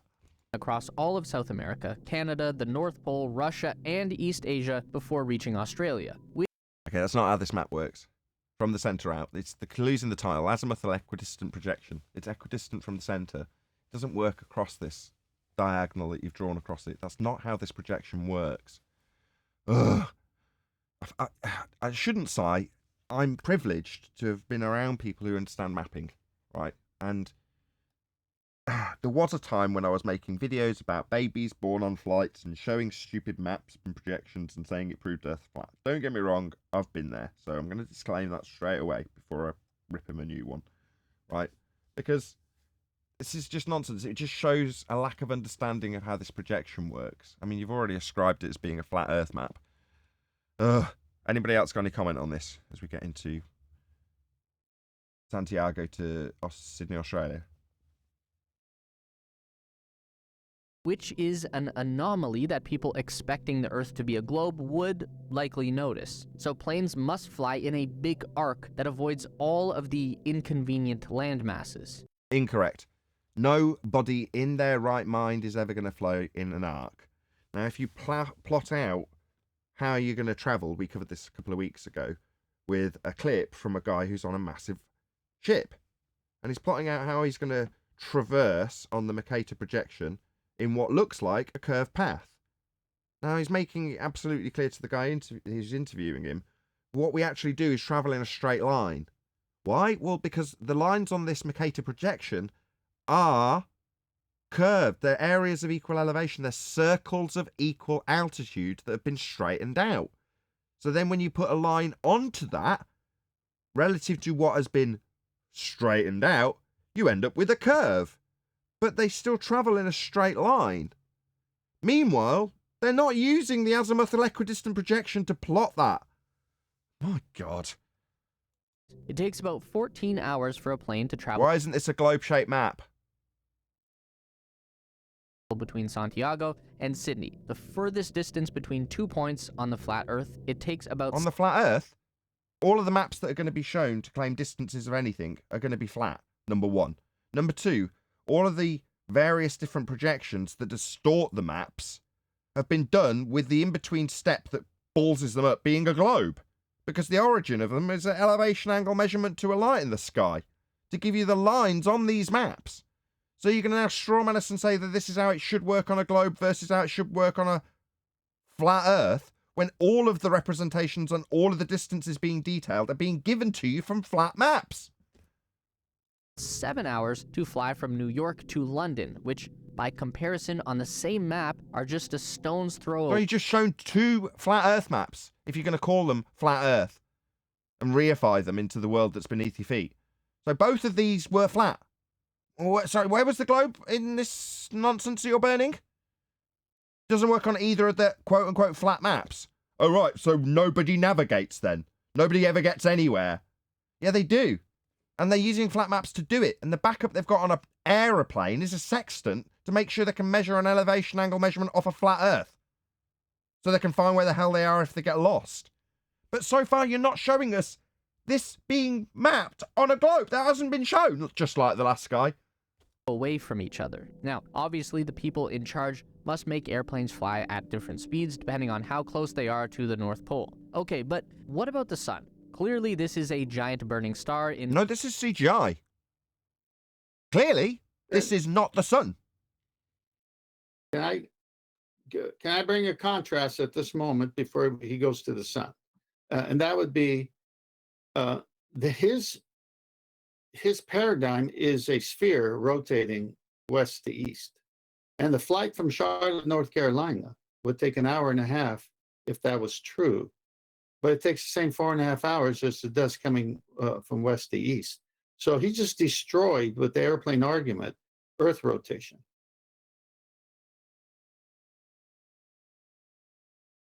Okay, we're only about 4.5 minutes-ish into... Monday. Sorry, go on. Monday. Just round it off and save it till Monday. Well, exactly, yeah. I mean, we're not going to get through this whole video on this live stream, so it's one of those things that, you know, I'm just going to have to say we'll cover the rest of it, obviously, and if it ends up being a 3-parter into the next week, then, you know, to satisfy 10th man, we will have to do that. So, you know, I'm more than willing to just sort of say, okay, at this point, we'll draw a close to our discussions on whatever this guy's name was, other than giving him another plug, which obviously, you know, should you respond, I'd hope you return the favour and share my link with your stronger audience than my own.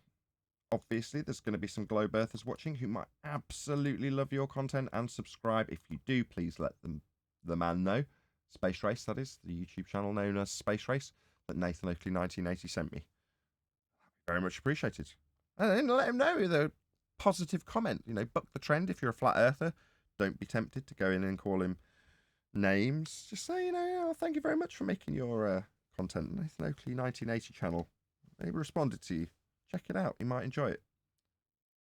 Any last comments before we do actually move on and do a sort of faux round out? Yeah. Yeah, I'd like to make a comment. These review videos are very good because, number one, they get to say whatever they want on the video because they produced it. And there's no interruption, so no one could say someone's interrupting their statement. Then we get to review it. And vice versa, they can review your review of their video, which would be excellent if they would do it, because then we'd have that one to review. And so this is the best part of your show, I think, is to train people on all of the tricks that begging the question, the maps, the usage, the verbiage, and then of course AI spotted it too. The ad homs, if you're a flat earther, you got to believe those penguins are robots. So it's all coming out, and it's good for the audience, and that's why I think this format is educational for whether you're a glober or a flat earther. Perfect. What I'm going to do at this point then is do a faux round out. So first and foremost, I'll say a huge, massive, enormous thank you to both Discord and G+ panels for making today's live show possible. However, the show will continue live, so I can just stress the computer and test it and see how well it functions under duress during a live stream with everything being recorded. So that's a useful opportunity for me. And as there's over 150 people watching, I feel obliged to do so. Of course, a massive thank you to all of you. Smashed the super chat, liked, commented, shared. Keep sharing as well as we're going to stay live. And all that good stuff. But yeah, if the computer does crash, obviously there's a lesser impact if I've already done an outro. So with that, I'll say stay tuned if you're watching live, which is a little bit weird. I've been Nathan Oakley, and I'll see you all in this video.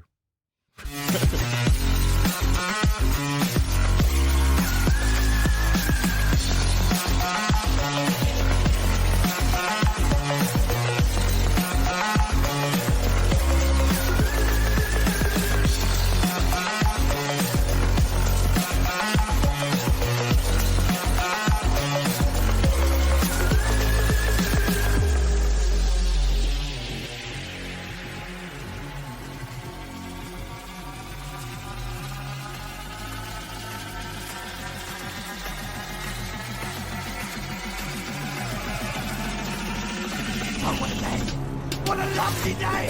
Try to make fun of us. Oh, look at these silly guys think water is going to go over an edge. Yeah, that's how water works. How does water work in your world? Oh, it maintains the outside of physical shapes. Oh, okay. Correct. It just continues to go right around. It doesn't fall off anything. Yeah, the guy that thinks it's being held on outside of a spherical shape has a hard time figuring out why the coastline of another country is keeping that water. Yeah, we were talking about yesterday. Somebody had brought up how there's cities that are below sea level, right? So I mean that would tell you that I mean if you can imagine it in your mind what a city that is below sea level like Louisiana or the Death Valley in California, there's cliffs surrounding that.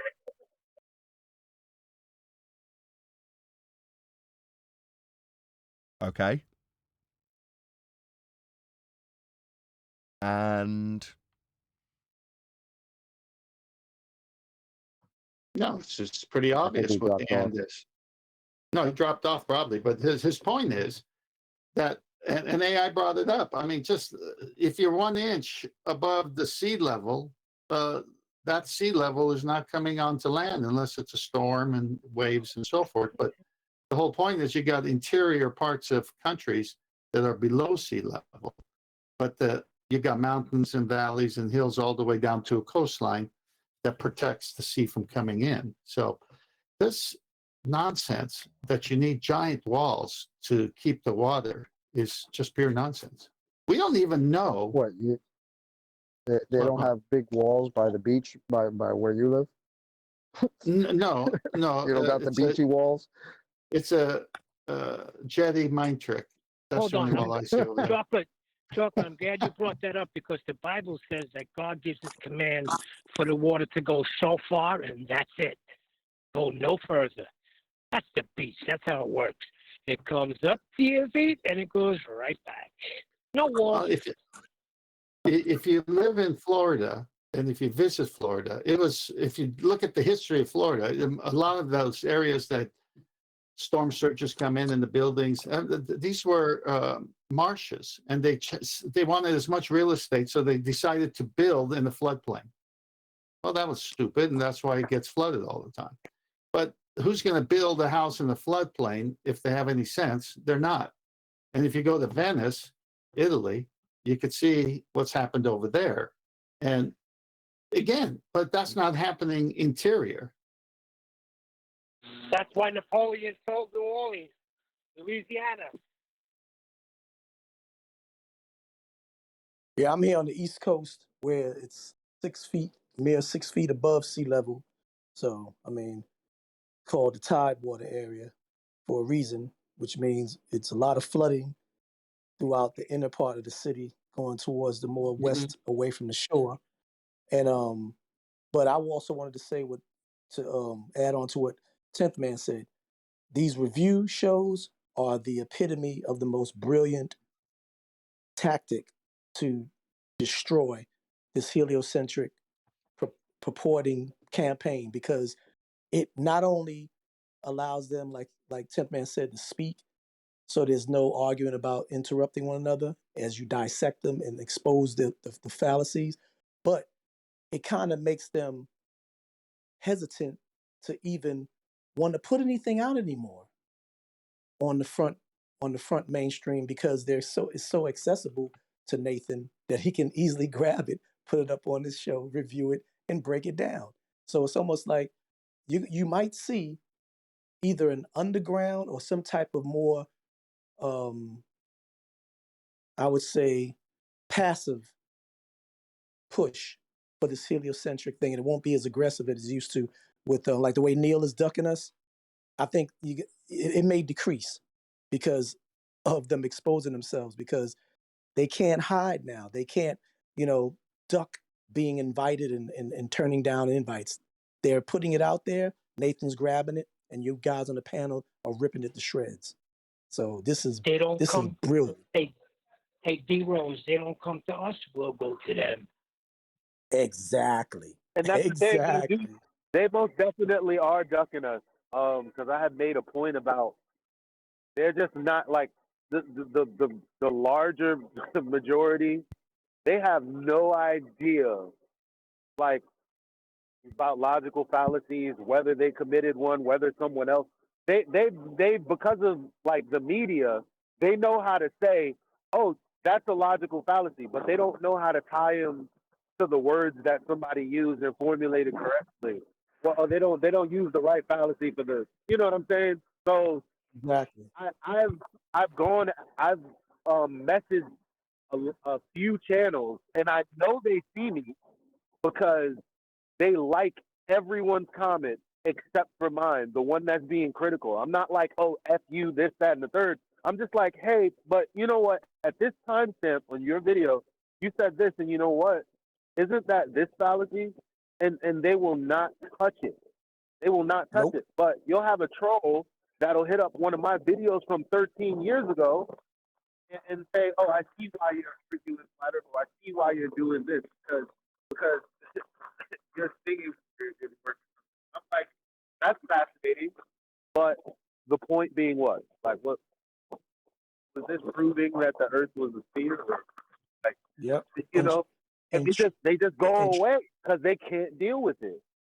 Like, we're stronger than we think. Yeah, exactly. Can I ask a question? We don't give Hang ourselves on, the credit. before you do, Neil, let D Rose finish, and then I want to say something on Eli's point if he can wait. I just wanted to say I just wanted to say real quick. Trust when I tell you, every show since y'all been hearing me talk with you guys, I've tweeted multiple times tagging the checkmark official Neil Tyson tag. So whether he can't be blocking me, because even if he tries to, it's still getting out to the broad Twitter mainstream. So there's no way that his audience himself is not aware of the challenge. And I always put a challenge thing on it, some type of thing like, come, be there or be fair, da da da da, whatever, something to antagonize them. That's a good point. Maybe we should organize a hashtag of the day and help it to trend. That is a good point. Yep. Every day a To new hashtag D-Rose, trend. to D. Rose's point, and Eli's, Eli, you've been saying it for a while now, but I think maybe today it's made more clear for all of us. The sheep will always be the shapil that fall for anything until they're educated on fallacious reasoning. And Eli's recognized this and has been singing from the rooftops.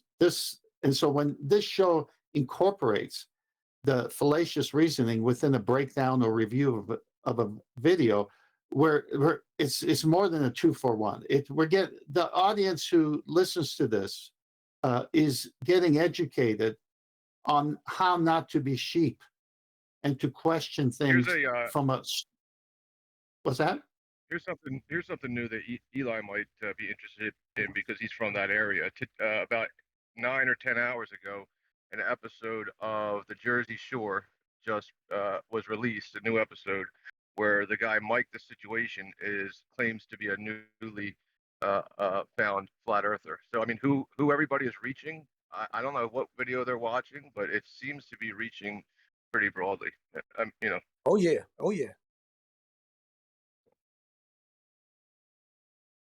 I wish they would give credit to where they got most of their understanding from, but they don't seem to do that. But that would be great if they did. That'll never happen. The first thing they will do is they will try to claim their own converted scientific discovery. That's what they'll do. That's what they'll do before they give any credit to Nathan, DeBay, Murphy, any of the guys. They'll never do that. They'll say, am I one of the we've guys? done this, we've done that. I like We've it. discovered this.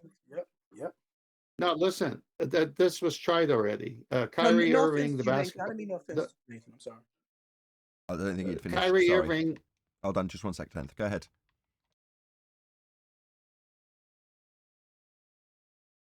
Go ahead, Gene. Oh, Nathan, Oh, it's D-Rose. My bad. Go ahead, G-Rose. Not on me. Nathan, I put you on the top of the list, but I'm saying there's other guys out there that have been doing it, even if you want to give who I can't stand, Mark Sargent. I mean, they would never give credit even to the most incompetent one, let alone someone like you. Hang on, that's a bit Someone strong. like you, Nathan. What's wrong with Mark? Well, what I don't like about Mark is how he fell for the old behind the Can you all stop rumpusing him? curtain. Hello. God, this isn't even that controversial. Can you just let D-Rose actually express his view? Yeah. Go ahead, D-Rose. To me, behind the curve, when I came upon the discovery of this YouTube, social media, understanding and proportion for the flat Earth, he was the first one that the mainstream always pushed. And when I heard about Behind the Curve, I didn't even know, and I had Netflix, so I looked at it, and I was very disappointed in how he allowed the directors and the producers and even the cameramen kind of subliminally mock the flat Earth, meanwhile pushing their relationship between him and that girl, and it was just goofy. It was almost like the way Nathan complains about how certain so-called flat earthers beat around the bush and play around with butter knives instead of swords, chopping up the heliocentric, Let me say something. Well, on Joe Rogan, they like to talk a lot of shit about flat earthers. They never even had one. Okay, yeah. So let me follow up back on D Road's point. So Eddie Bravo. The two reasons that I don't like. Yep. Well, the reason. Can y'all hear me? Yeah, Oh, I'll interrupt them if they get too much. But yes, you just carry on, Eli. Power through. All right, here we go. This should be better, I hope. Better. So, yeah, the thing is, number one, I don't like Mark Sargent because he doesn't teach me anything. Like he might point me into a direction, but he is nothing about logical fallacies. That's the most important thing to me. I mean, eventually people will get there, but if you can't think, then I mean, what are we talking about? That's not a So reason not to like secondly, him. here's the thing. So secondly, the here's why that's a problem, because all of the stuff that we're talking about, the stuff that this guy is addressing in this video, in these videos that we're talking about, when people Google or they look for someone, Mark Sargent is the kind of person that's propagating the thing that this guy is debunking. See? I've never seen Mark Sargent video. So there's a I don't problem. like him because There's a solution. he should have landed. He should have landed Patricia Steer. I mean, that's ridiculous. Nah, you should check it But out. are you, Whoever but said are they you didn't, getting what I'm you should. saying? There's Yeah, this no, we video got it that we're 1000%. critiquing, like no flat earther says that. Then you have Mark Sargent. If you Google it, that is the person who pops up. Or if you YouTube it, he's one of the prominent people to pop up. And the people that pop up are the ones that they can play this Okay, we got rebuttal off we got it. Okay, so have you recently watched Mark Sargent? You realise he's refining his arguments and his positioning all the time? That's good. No, I haven't, but that's good. I mean, I had an issue with Mark when he was doling out a bit of feast and nonsense rhetoric. I sat down with him at one of the conferences, expressed my disapproval. He took notes, went, "No worries, totally understand. Yeah, I'll change that." And then he explained and justified why he had done it to the date with a calm, coherent, and perfectly reasonable explanation for why he was using, in this case, coincidentally, the azimuthal equidistant projection. A perfectly reasonable and justifiable explanation for it. And with a minor tweak, he took out the aspect of reification from a flat earther's point of view and carried on making the exact same argument with the same amount of effect. So you can major on the minors when it comes to someone like Mark, because the first thing you talked about was some thing you had with some girl. I had no idea what you're talking about, because it's like, okay, something in his private life then. Meanwhile, Mark's brought more people to this subject than anybody here. In fact, probably more than everybody combined. So you're on slightly dodgy ground knocking Mark Sargent, in my humble opinion. Brought me here. Love that video. May I finish once everyone's done? Yeah, Tim. I gotta go. I think Yeah. 10th wants So to get... my summary is this. Go ahead. What's that? I said, go ahead. Okay. Thank you.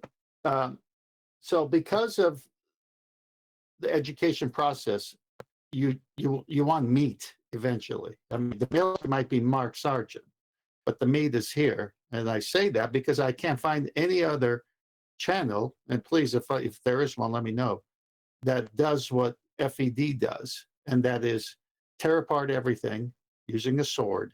We're not here to make peace. We're here to expose a lie. And so there is no prisoners here. You come in with something, you better validate it. To Eli's point, if you can't reason, what's the point of even talking? So fallacious reasoning is everywhere on every subject. I was going to say the Kyrie Irving, who was a basketball player who came out and said he was a flat earther. The very next thing after the money and all that stuff that happened, you all remember, was Shaq wearing a Mason ring, comes and says he's a flat earther. And then they going back and forth. You're just kidding, right? No, I'm a flat. And then you're just kidding, right? And this lasted for months. They own the media. They own everything. If there's a little break, they use comedy like Michio Kaku or Shaq to cover it up. And so that's to be expected. That's why Eli's point of fallacious reasoning is very important, or else you can't reason with someone. Can we all agree that regardless of that, we all still love Shaq? That's fine. Of course, he's a great businessman. That's not the point. Just as long as that goes without saying, right? Freemasonry aside, deviance aside, his views against flat Earth aside, we can still love Shaq, right? That's fine, but I gotta go and I'd like to finish. So the point is, the road you're on now, Nathan. Look, D-Rose is using your review videos and beyond because you're so busy. Guess what he's doing? he's tagging Neil deGrasse Tyson. This is why when you put out quality content that's shareable, it's going to be shared. You watch what's happening, and you watch a monster is in the making here. They are not going to recover from this, and you're going to grow in subscribers. You watch. Has anybody got a You also slide? keep engaging. And Nathan, Hold on. Nathan, I want to say Hold real quick. on. I Has just anybody want- got a slide Okay, go of Shaq, like using normal stuff, like using a normal sized water bottle? Those are very funny. If anyone's got any. Anyway, carry on. Yeah. I just want to say, Nathan, I understand what you're saying about Mark's broad audience, how, but still, I'm going back to what you brought a point to me. I used to be a big Dave Weiss fan. I still kind of like him, but you enlightened me, which was unbeknownst to me, that his fundamental elementary lack of skill debating propaganda, if you will, which is what it is, because it's inaccurate according, equal to yours. He has a large audience, and he's bringing many people via TikTok and through his thing because of his fundamental elementary teachings. However, his teaching is so fundamental and elementary that the average norm, or even a flat earther that's upgraded but not to the point of this panel, would use Dave's thing by not leaning on your side, and then pretty much make the Globers laugh and chuckle and scoff of how ridiculous they sound, because they're sucking them into the argument of begging the question and reverse the burden, which is what Dave is a sucker for falling for. So that's why I say by Mark. Sure, but I've lost interest. Can I in say Dave. something real quick? More power to Dave, and Dave, same as Mark, has brought a lot of people, so you've got to tread carefully. While I might have had my issues with him, you've got to extend respect where it's warranted, and the same applies to Dave Weiss. Plus, remember, I'm pretty fickle. Besides the fact that when it came to, let's keep it on topic in regards to my personal views of these people, especially Dave has recently screwed me over. But regardless of that, when it came to talking about an example like with Mark completely listened, understood what I'd said, even repeated it back to make me understand that he'd understood. Just a great guy all round. If you ever meet Mark Sargent, you can't help fall in love with the guy. He's just a great guy. By contrast, when I tried to help Dave and educate him in the method of science, he just talked through me, talked over me, disregarded what I had to say, made it seem worthless, and then carried on using the magic trick of pretending he got science for his concrete noun claims. So that's what Dave chose to do. Very different attitude. Now, maybe I should have seen alarm bells when that happened. The guy ended up sticking a knife in my back. Shocking.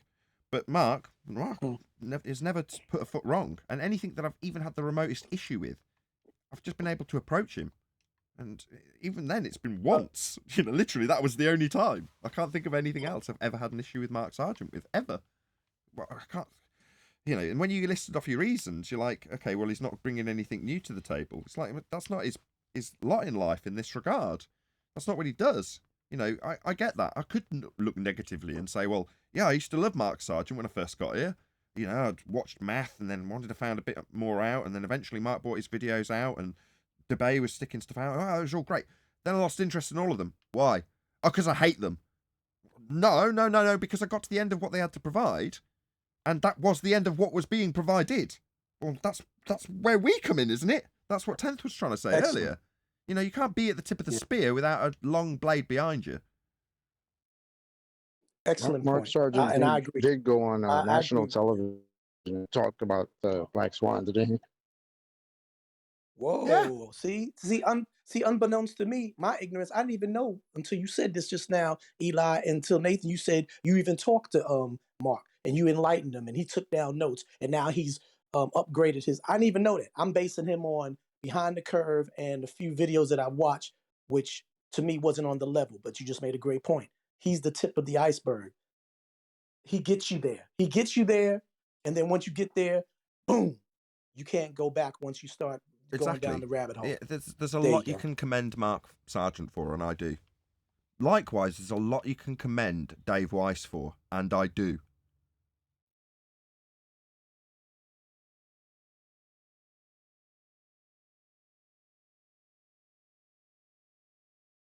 Yeah, you just got to take people on their merits. They're only going to get you so far. Yeah, take people at their merits only. Just because somebody who's in my case, and I was treading carefully when I did do this. You know, I expressed my disdain for the situation, and then very quickly afterwards said, you know, I'm pretty fickle. You know, whatever. It's just I won't be giving the guy my attention anymore. In other words, where before I was concerned with educating Dave in the scientific method to better his arguments, he chose a different path. Well, now I don't care. Great, off you go. You could be fickle, I won't. Dave Weiss is a scumbag, he'll always be a scumbag. He stands in the back and don't forget He's it. not a scumbag. No, he's not. No. We are all scumbags by a standard that we can adhere to Dave in this regard. So I don't stare at people in the back. I go right to the face. And he went behind your back. I'm you sorry, stab you him could right in feel the your way. You could have your way. That's fine. You're fickle, that's fine. I'm not. I never forget. I don't know if anybody heard me before. Wasn't Mark Sargent the one that went on national television and spoke about the Black Swan? Is that not Mark Sargent? Yes, indeed. Okay. I know. I have no issues with Mark Sargent. I have no issues with him. How could you? I can't believe we're even speculating about issues people could potentially have about Mark. What possible issue could you have with Mark Sargent? He says anything about flat earth debate, then I'll have an issue. Who, Mark? Hold up. Wait. You know how this all started? Nathan, I was just giving you a list of the people underneath you, to me, in my opinion, the level of expertise and knowledge of sharing the proper science and all of the aspects to cover flat earth, which debunks. And then you said to me, well, what's the problem you have with Mark Sargent? That's how I got here. I wasn't singling him out. So then I said behind the curve. And then we went on there from there. But I don't single anybody out. Jeranism, nothing. Globe busters, whatever they are. To me, they're all in the same level of getting you there. They got a great audience. And if they can pull you to the other side, that's all you need. Then it's up to that individual to then explore and say, what else is out there? Not just take, the first grade or the second grade or just elementary school. Go to high school, go to university, get your master's. That's what this is all about. That's what this is all about. Oh, can I say something about Kyrie Irving real quick? Kyrie Irving is managed by Jay-Z, which is pretty much a very speculated known Freemason. But all of Kyrie Irving's shoes have Masonic rings on them and stuff like that. So it's funny how probably his management told him about flat Earth or something, and he just ran with it. And they're available where? Sorry, why are we doing this plug for Kyrie Irving's footwear line? I don't follow what's going on here. I'm slightly well, his shoes have Masonic symbols on them and stuff like that. That's lovely. And because available at all good footwear shoe stores, or what's going on? At a Foot Locker near you. We're talking about flat earthers. At least they didn't do him like who was the other one? Was it Stephen Curry or somebody? Am I one missing of these guys that came out and said yeah, he didn't believe in the moon landing on some podcast, and then literally like right after that had to come out and apologize, and then they gave him a shoe and they called it the moon. Is that Stephen Curry? Do I have the right guy? Does anybody know what I'm talking about? I have no idea. I'll go find it. Yeah, I'm not sure about that. I know that Shaq redacted his statement. Am I missing some connection here, right? When you say that, I get that we talk about Freemasonic stuff, but why would you infer in some way that Shaq and his Freemason connection has any implication in this regard? Is there any evidence to suggest that there's a connection there? I mean, while I joked about it earlier, it seems like I might have been joking. You guys take that quite seriously. I'm sensing. No, not me. Flat earthers and Masonics, there's no connection there. Well, we always think there's a connection there, and it's well known that people think that.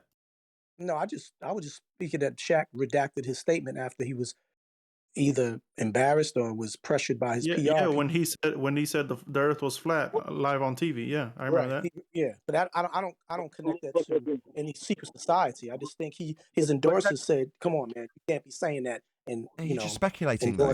You're just speculating that. He said it. Yeah, he said his Hold on. You said that. He has actually publicly stated that he had to rescind his flat Earth statement on the basis of his sponsors. Has he actually said that? No, he did not say that. But why would he redact it? Why would he say he believes in? I love it. Why would he redact it? I mean, I don't know. Hold on. Where's my crystal ball? It's around here somewhere. I'm not saying for you to literally tell me, but we can No, speculate. Shaq stated the Earth was flat, and he that said, bit "Are I you get. serious?" Yeah, He said, that I know. But it's the other bit that you've speculated about that I'm taking issue with. All the other stuff about Freemasonry. Yeah, okay, he's a I Freemason. also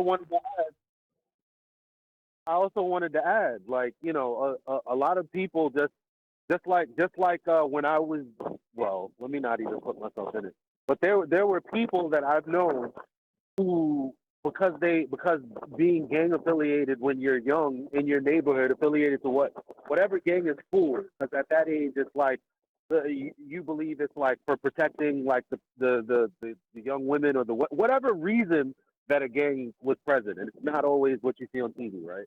Like the whole thing is there were people that pretended to be a part of this because there's a culture and they just jacked the culture. So I was doing music. I'm pretty sure I did a lot of Masonic signs. I'm sure I did a lot of stuff that if y'all were to see me do it, y'all would have been like, oh, he's a part of this. No, I was just copying a culture that I saw on TV like everyone else is doing. Second of all, why would Shaq, pull back? Because he didn't know, like all the rest of us didn't know, that our family members and friends were going to push back the way they did, on top of the media being on their side. Okay, with the inundation. Oh God, I can't let D-Rose get away with it and just let you get away with it because it's pro-flat Earth. No. Right, that what you've just said is pure speculation, though, isn't it? You don't know that. Wait, I don't know what? That his family ridicule all the stuff you just said. No, but what I said was, I love it, just like a baller. Yeah, so you just. I didn't say no, but I said no. What I said was. Well, hold on, Who speculated what? Can we just have one person? Just Eli. Thank you. Yeah. I didn't say for a fact his friends and family ridiculed him. I said perhaps, like with all of us, he felt the pushback and decided it wasn't worth it. Perhaps. I don't know. I didn't say for definite. Yes, I know what speculation is. We're all just speculating about Shaq. That's the greatest. What's wrong with it? House is awful. Hey, but Eli, I didn't know you did music, man. Okay, that's what's up. I'm an old head from the music. Oh, brother. I'm an old head from Flat Earth. Oh, thank God QE's here to back me up in this. Right. Can we just not stick to the facts? Can we not just stick to what we know rather than speculate? Okay, the fact is that Shaq stated he was a Flat Earther. Fact. Also, can we stop talking through each other? Can we stop talking through each other as well? I know it's about Shaq. That's important to people. Okay. Can I reiterate something? I brought up Stephen Curry before because I know I don't make stuff up. So, yeah, it was Stephen Curry, and it was some podcast. This was years ago, so this is not new. But he was on some podcast where he was talking about the moon and said something about he didn't really believe that it happened. He was forced after that to come out with an apology. Right? You could easily look this up if you don't believe me. Just put in Stephen Curry moon, and it will pop up. His apology will pop up. And I think right after that, they gave him a sneaker and they called it the moon. Just to add insult to injury. Oh, you didn't like our narrative? Now you're going to wear our narrative. Thanks. Damn.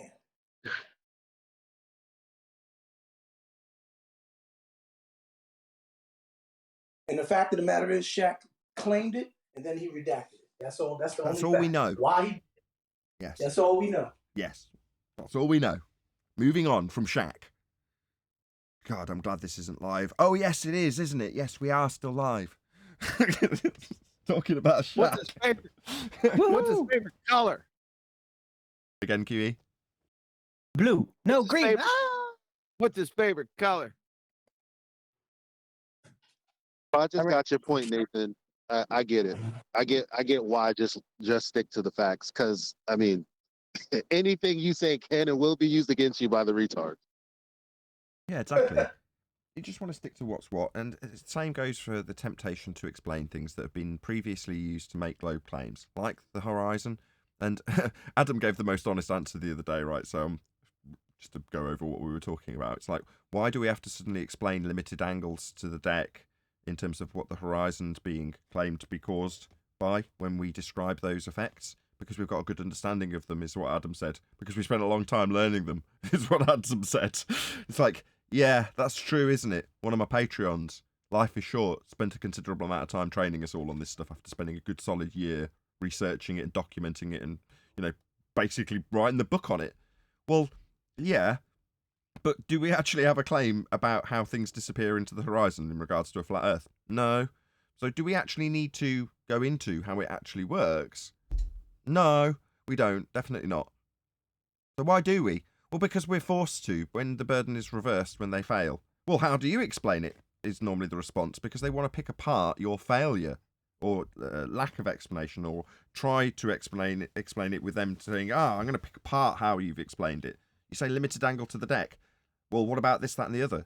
So then you're into arguing about your positive claim that you didn't need to make, rather than highlighting the fact that they've just lost their physical geometric limitation to the view at 1.2 times the square root of the observer's height in feet, formerly Earth curve. It's like, focus on that. If you want to start making positive claims and you want the horizon to be part of it, just start talking about celestial navigation, rather than making a feigned attempt to explain why boats disappear into the horizon. Yes, we could explain it. Yes, we can. But it's not our burden to do so. You're right on point, because yesterday I made a comment backing up one of the things about the celestial navigation, and the troll came out and said, you're very articulate and have grammatical, he was giving me a compliment, but he said, but you don't know how to use your brain when it comes to navigating. So he said, then another person said, which was McFlurf, if anybody knows him, McFlurf, he said, prove to me he said radar uses global something, something, something. So at first I ignored him, then I said, you know what? I said, just because you use the term global doesn't mean that instruments, graphics, or any tools that they use are formatted for a spherical or globular Earth. You're just using a misnomer term that's popular, but that doesn't prove anything about a spherical Earth. And then I cited what I think 10th Man, you had put on something about celestial navigation and elevation angle.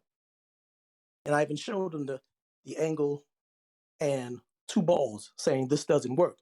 And then I even went further, and then this guy responds, first says, well, you show me a radar specialist or operator that doesn't believe in the globe. I said, you still haven't proven to me anything that has to do with radar that is affiliated with the truth about the process of operating radar on a spherical globular Earth. I said, and secondly, I know police officers, firemen, pilots even, everybody and their mama, either through ignorance or just being blatant liars or afraid to tell the truth or don't know the truth, will always say they believe in a globe. So that's not a point. I'm paraphrasing. That's not a point that the radar operation works on a globular spherical Earth. So I just kept on reversing it back to him instead of trying to prove my point that radar operators work on a flat Earth. He had to prove to me, which he never did, that radar operators work on a globe, just because he used the term global radar now.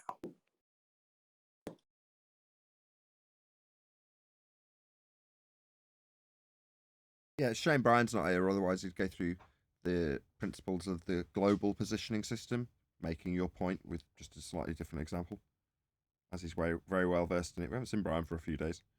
I'm sure he's Right. out partying The with globe all model. the ladies. Globe model derived from a flat plane data, right? So they take the flat plane data and then they put it into a globe model and they call it global. Yeah, that's what we But covered on a Arnold, if you live look show, at- right? Yeah. Going from flat, like when the guy showed the globe and said, "Oh, look, this Mercator projection's just come from a tube being placed around a globe, and then that globe being projected on a flat map for convenience." It's like, no, the lines that you've got on your globe also had an origin. It's just fairly typical. That's what people are like. They're not very good at research, because most people haven't been trained in how to research at school. Most people didn't have that type of education. Okay, good for the people who just want them to do surface level research and find that the Mercator projection is a projection of a sphere. All right, well, that's where the argument ends then, isn't it? No, your sphere projection was converted from a flat angle measurement to the stars with a Haversine formula to then convert it back to a flat map with straightened out areas of equal elevation that are circles. So it distorts the map. Well, yeah, you don't have to do that, but it's only been done because you've got a projection of a globe in between for surface level researchers to affirm their belief with.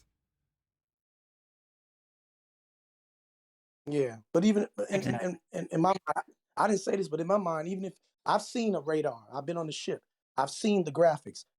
The graphics, if anything, is more of a so-called flat Earth explanation.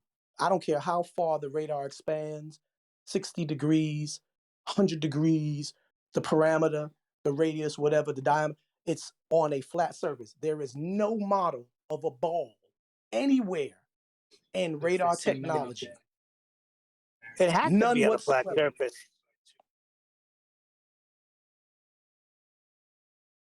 I was kind of shocked. I didn't make the list. Yeah, it's how things work out, isn't it? You know, Dubay Huey, and of course, Math Powerland, back when I first started looking at this, Dubay was particularly getting prevalent as Math Powerland was the originator of all this subject matter material.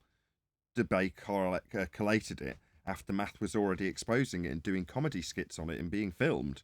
But did Math get any credit? No. It all went to Dubay, and then Jeren, and then Globebusters, and then, you know, it's just how it goes. So, you know, in a fair world, Quantum Eraser would be the one that's popular. I'm just being careful with my words because neither of us are popular. Unless you're comparing to Mark Sargent and David Weiss. I don't know who you compare. I assume you're comparing yourself to me. I would say QE is you uncensored, because you're now trying to clean up your show. But I love QE's show. I love QE's show. QE goes at him like the way I go at him. I don't hold no mercy. Before I cut you, I drag my blade across the concrete. Then I slice with my blade. That's how I get down. I love the way QE I did not know Nathan showed mercy. Well, he doesn't. He shows mercy, but he does it. He's now doing it in a more careful way of not using the profanity. We just add homes. hold on. We just changed the language a little bit. Nathan slices them up with no mercy. Let's just say QE doesn't change the language. He uses the most basic profane words to get your attention to make a baller crawl under a rock back where they came from. And I'm not saying Nathan is not, Nathan does it. Nathan used to do it like that. Suck my balls, my salty balls. I mean, he used to go off. I used to be crying, laughing. We are still live. I know you're quoting me, sorry. But we are still live.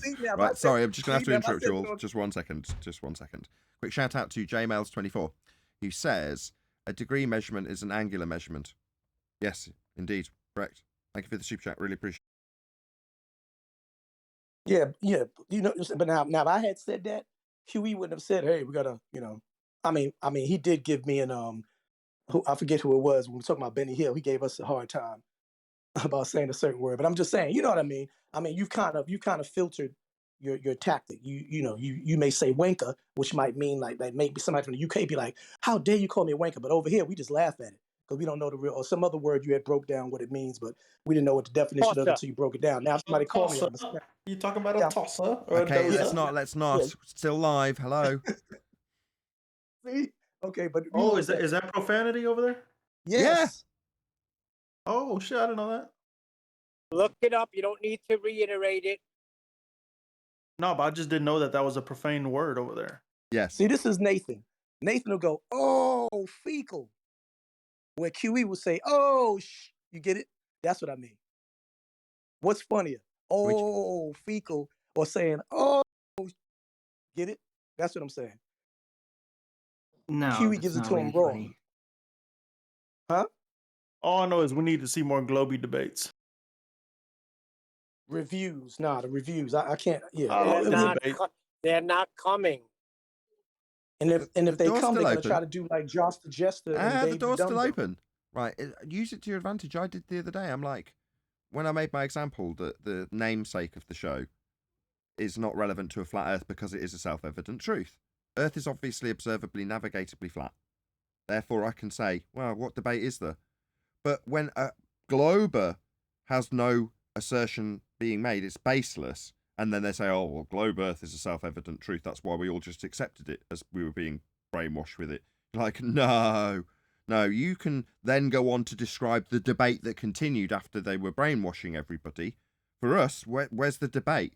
And that's useful. Where's the debate? I've got an open door show called Flat Earth Debate. Where's everybody shutting me down, telling me I'm wrong? Where are they? Yeah, well, they've already come and gone, haven't they? And they've all been There's no defeated. platform where you can get muted. Let me say something real quick. If Bruce Lee wants to fight you, are you going to go and fight Bruce Lee? No, you are not, unless you have the skills he has, and you still will be defeated. So it's a very good business decision that they don't come here, because they will get drop kicked.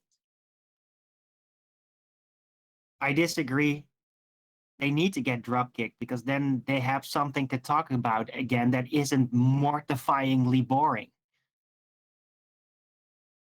Well, this is what they do. They talk behind your back on their own platforms, which then allows you to pull that and review it and then counter and bury them.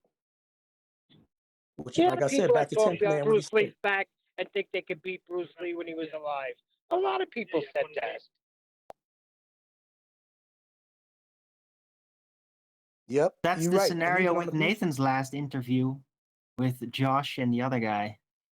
They were exactly like that. They didn't know what they were getting into. Exactly. Wasn't a business. You're breaking up, Neil.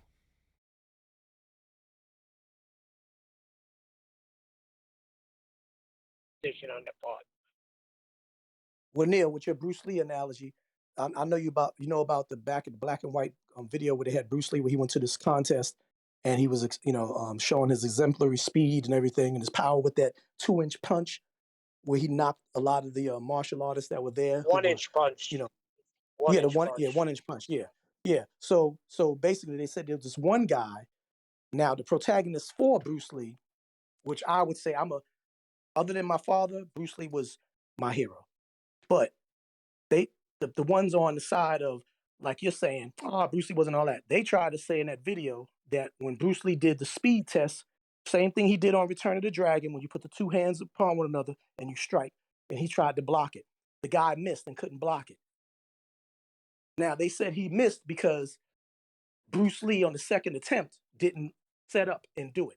The first attempt, when they did it by the rules, he blocked Bruce Lee's strike.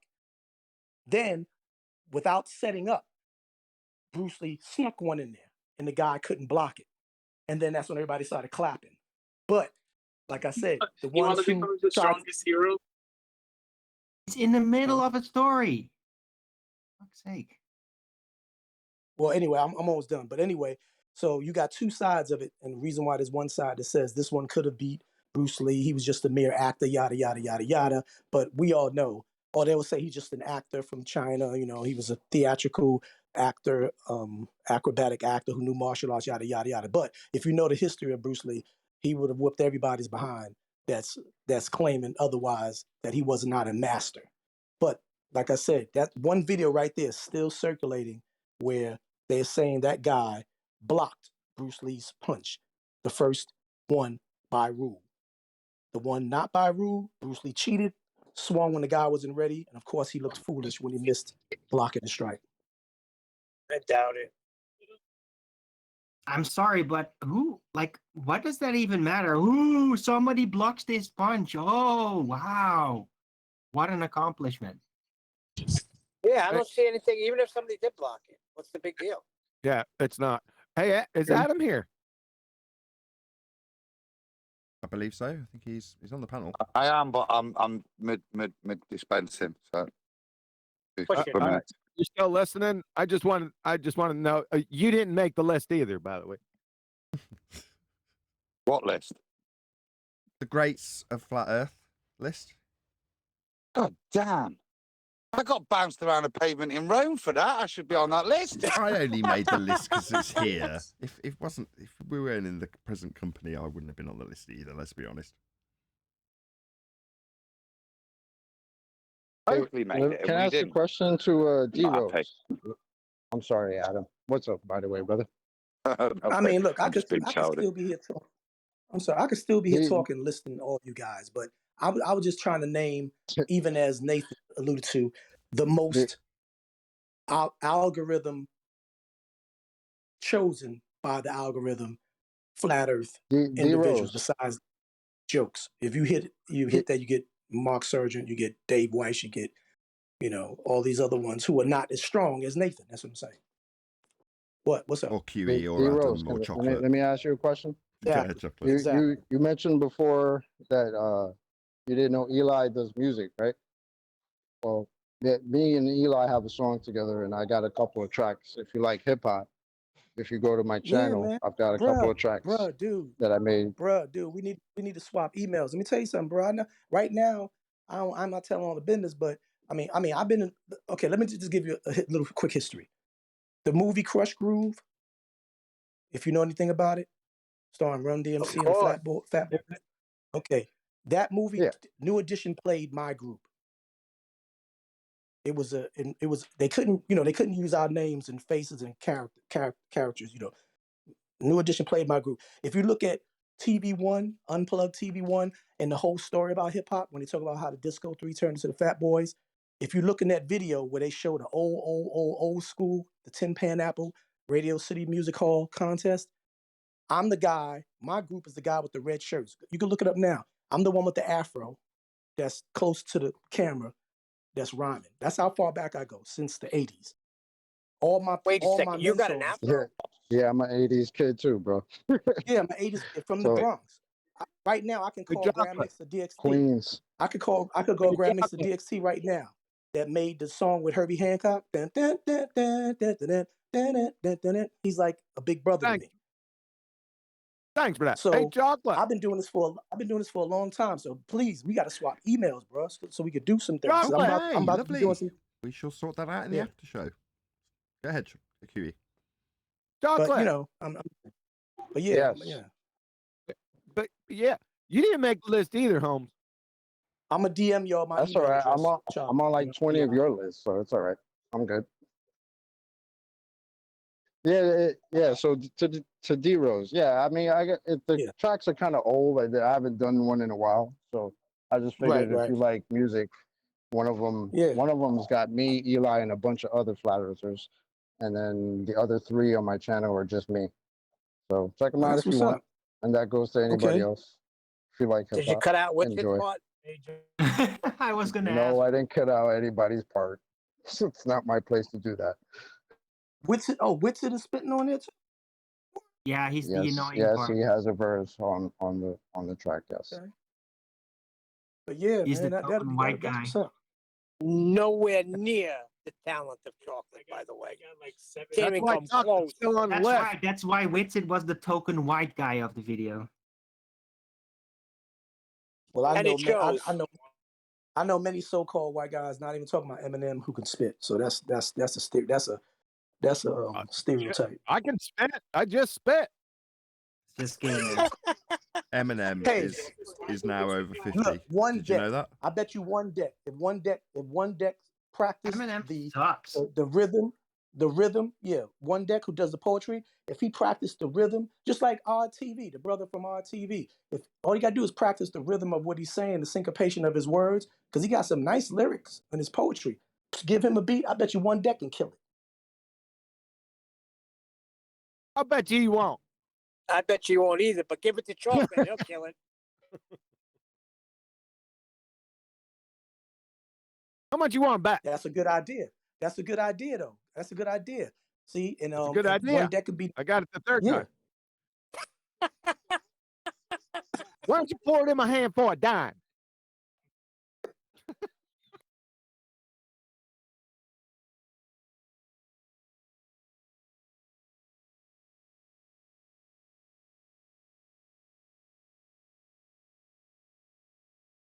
But nonetheless, this right here is a good thing. Back to the beginning, the premise of this whole thing, this whole review video. This is the master. This is mastering the debate. You ain't got to worry about no mediator. You don't have to worry about interruptions, roofing, whatever y'all call it. Rumpusing. Interjecting. This is the way to do it. I love the reviews. I love it. Perfect. With that, I'm going to say, if you are watching this on either Nathan Oakley 1980 or Nathan Oakley premiering streams, then stay tuned, as there will be an after show to follow. Unfortunately, though, if you are watching this live, this is where we bid you farewell. So another massive thank you to all of you who smashed the super chat, liked, commented, shared, subscribed, joined as a Nathan Oakley 1980 channel member, and all that good stuff. I've been Nathan Oakley. Once again, stay tuned if you're watching on an after show, and I'll see you all in the next video.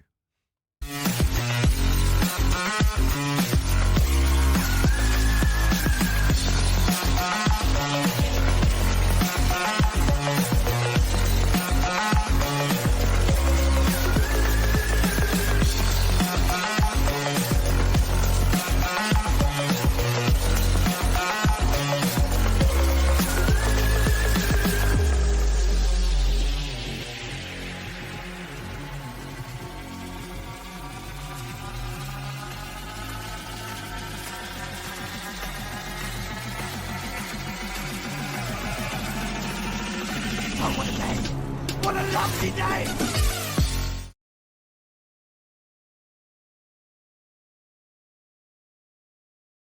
But Arwen stole this thought and wanted to move 38 times.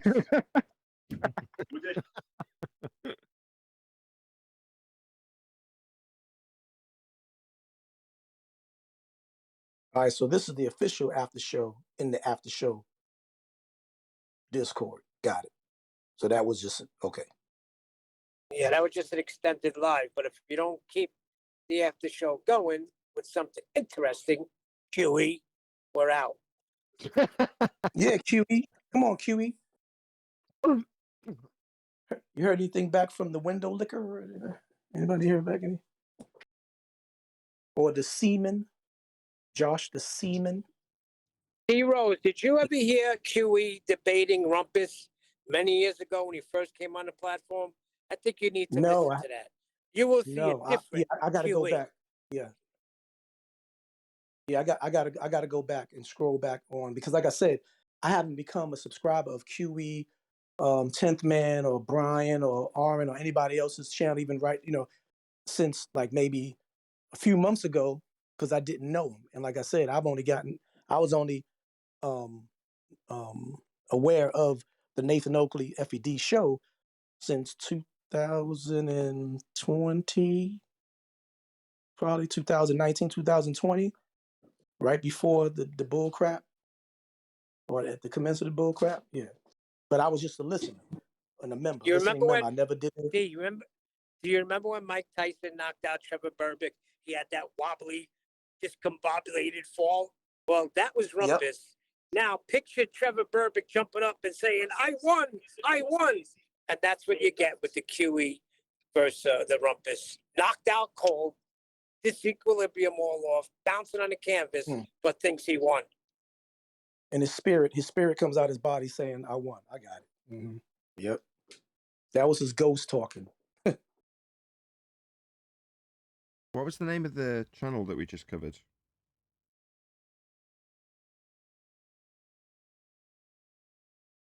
Anyone? Anyone know the name of the channel that we just covered? Something about space or something or other? Space Race. The Space Race is the YouTube channel name.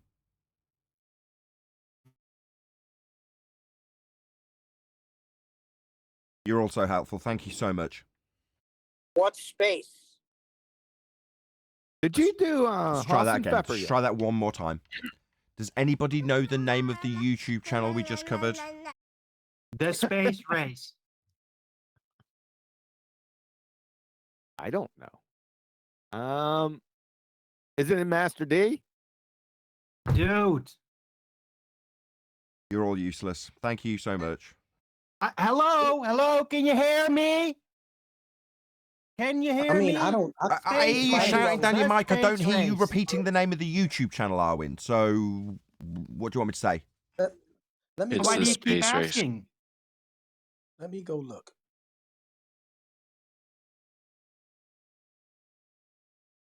No, that's not it.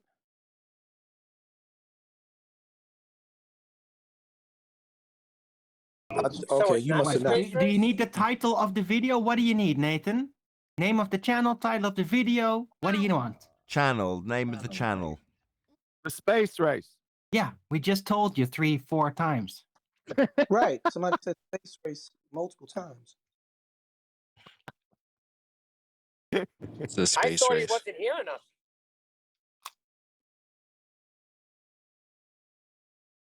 Tell him again, Arwen. Nope. Hit him with the wall, chocolate. Hit him with the wall.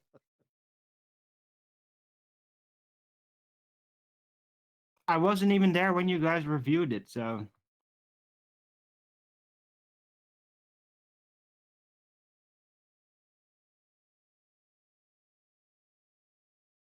I asked, what is space?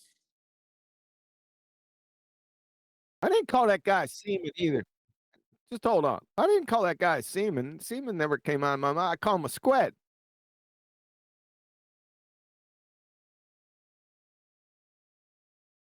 No, That's that's what what he I is. called him. No, that's what I Oh. called him.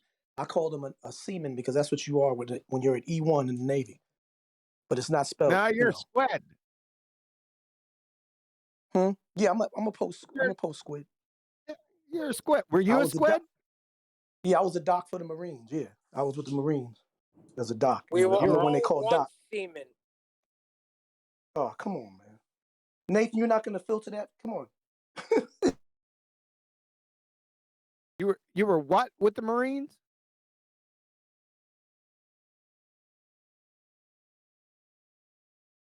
Dude, what the hell is this? I don't know. What's going on out here? We don't care for any kind of smutty jokes or anything, okay? Let's just talk about flat Earth. Hold on. How is that a smutty joke? We were all one Nobody seaman. cares. We weren't seamen, hit the egg. Nobody and cares, light. Neil. Move on. That's science, Arwen. Nobody cares. Move on. Is it called space race? So that we can answer. So we can answer Nathan's question. Is it space race? So we can get on some flat Earth topic. I believe Nathan is boiling. Damn touchy. I know. Arwen's got a little trash compactor mouth sometimes. That's what I'm saying. He's out of all of them. Should be the last one to say anything, especially when mine's not vulgar.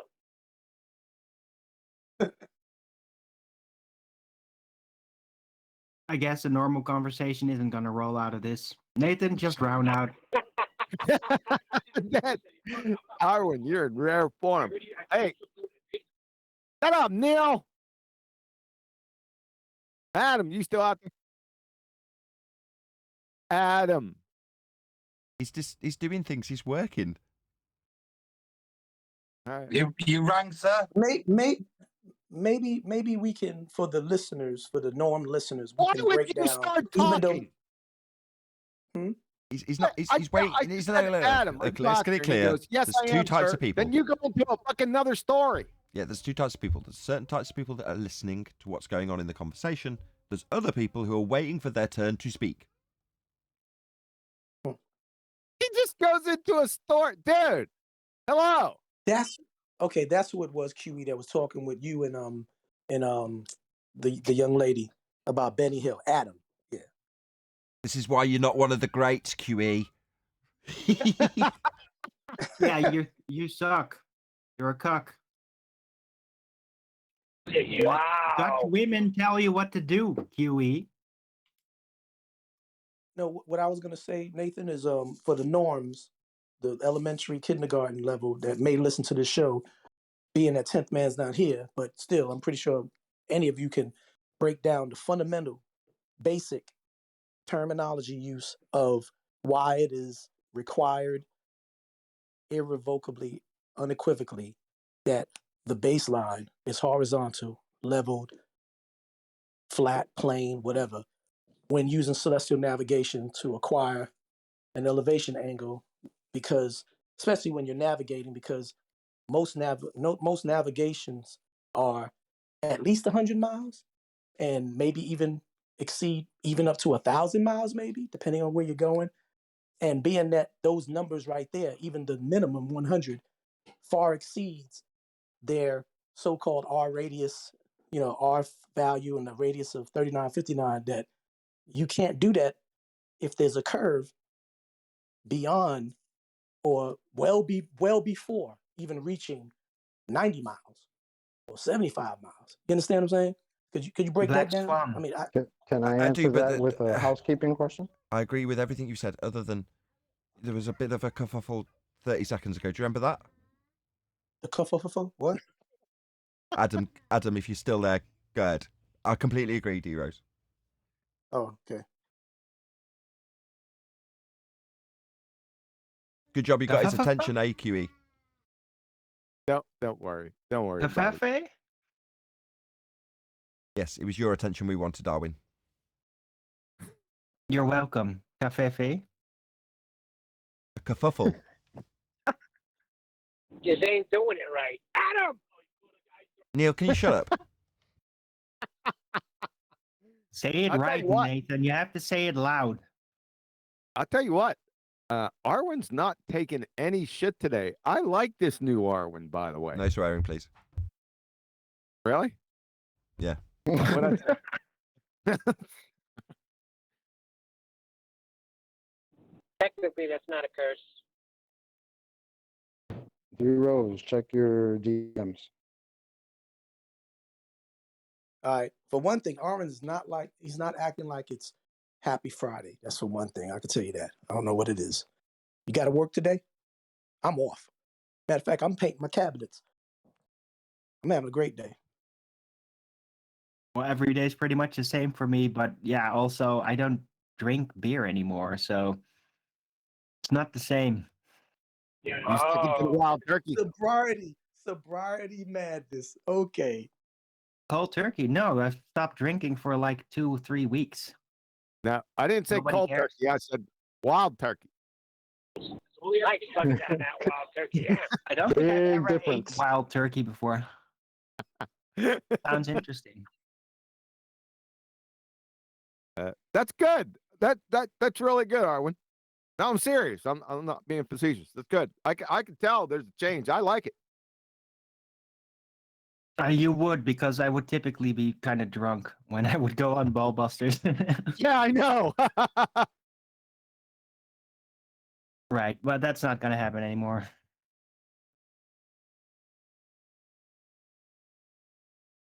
Somebody else tends to do that also.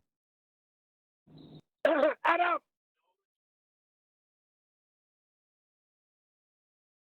Yeah, but Adam can hold his liquor much better.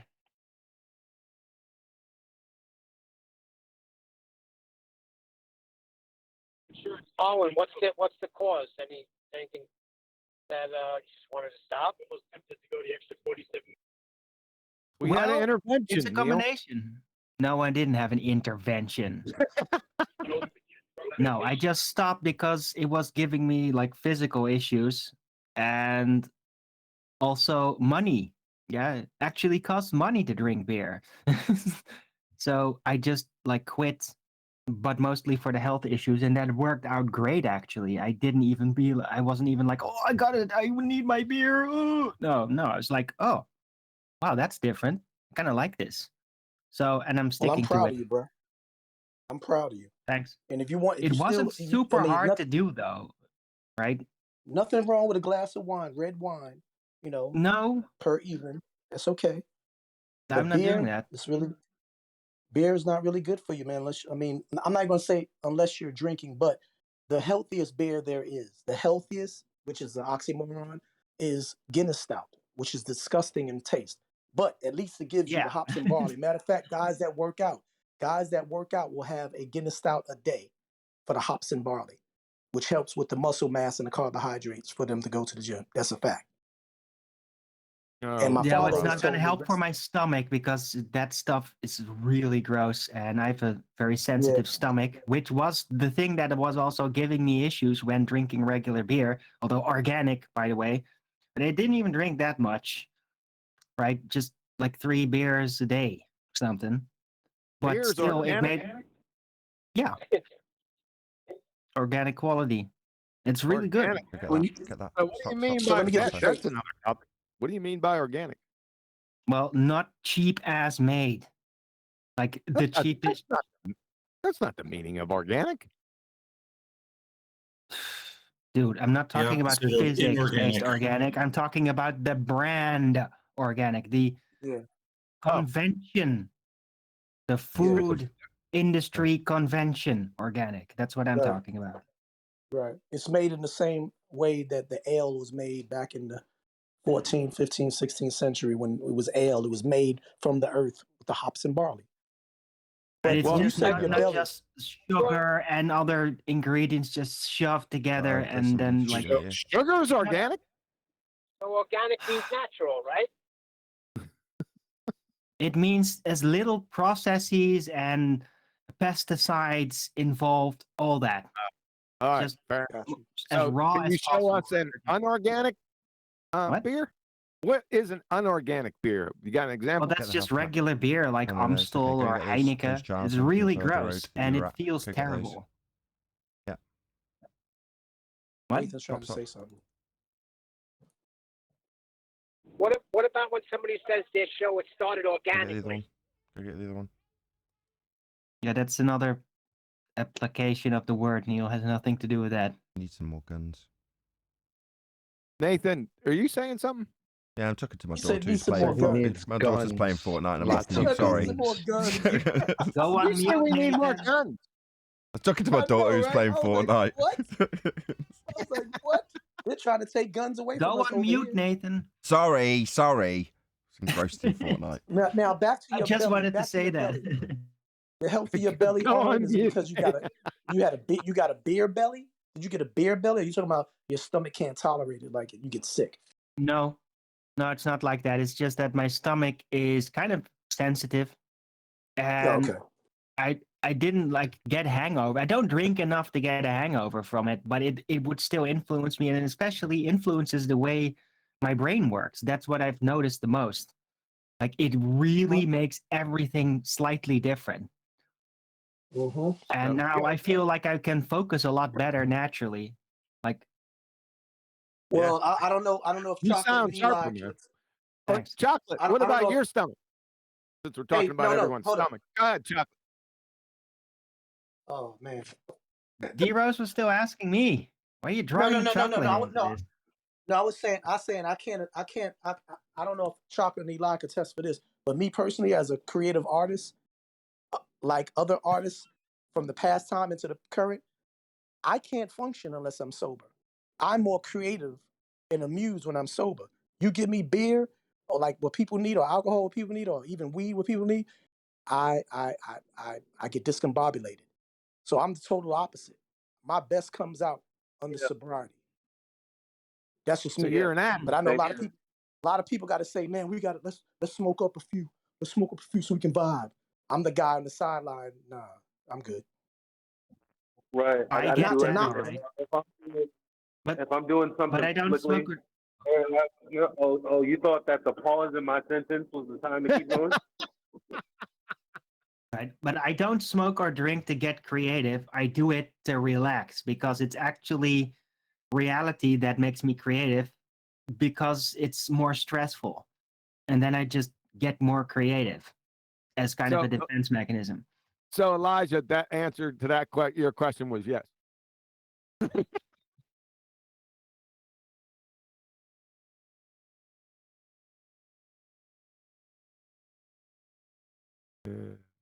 Elijah, please. Go. Yes. Please go ahead. Was the answer. Yeah, I know. I'm not arguing with ballers about reality, and I'm not arguing with Darwin over the mic. Yeah. He's definitely more sharp. I like it. Yeah. Arwen. Kudos to Arwen. Yeah, Arwen. Yeah, he's more deliberate. He's more sharp. He's not wavering. He's right to the point, concise. I love it. He's always been like that. I'm his ace. No, he hasn't. Oh, okay. I think he has. No, I have my ups and downs, Nah. but I'm just more focused. I can literally say that I am more focused since I stopped drinking. But hey, I'm still smoking the weed, bro. Oh shit! Hey, but check this out though. I'm gonna be honest. I said this on comments before. Before I knew Don't you you say guys, it. really got familiar with you guys. I used to think that Aaron was an agent. He was so good at the Baldwin or whatever he was doing, that devil's advocate thing. I used to literally say, like, y'all need to get this guy off the panel. He's just he's too good. He's something. He's always wavering on that heliocentric Just side. Like, say what is it. he doing? You picked up the and just shill breaking cake reality. from the Feast of Nonsense, and you gobbled that cake down good and whole, didn't you? Yep. They're all shills. I fell for it. I just sometimes like to break out of reality because I feel like everybody's getting too comfortable with the winning position. So I'm like, yeah, what if that actually, as a twist, didn't out to turn like that? And that with that mindset, then I go little Baldwin. Yeah, then you get your ass handed to you each time. No, But I you know never what? lose. It was necessary. It was necessary. You never because lose. Yeah. To me, it was very necessary as I caught on because there was no more ballers coming up with the courage to enter the Discord to go back and forth. So he pretty much was like he was like the prequel of the review.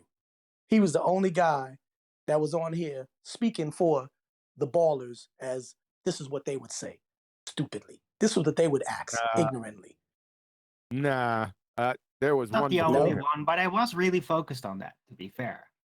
When you were all just still like, oh, how can we chew that leg off as quick as possible?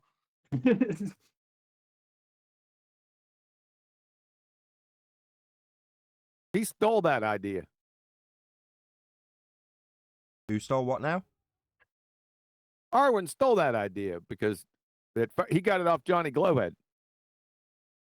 I got it from the future. Yeah, Johnny Globehead. I remember that. Johnny Globehead.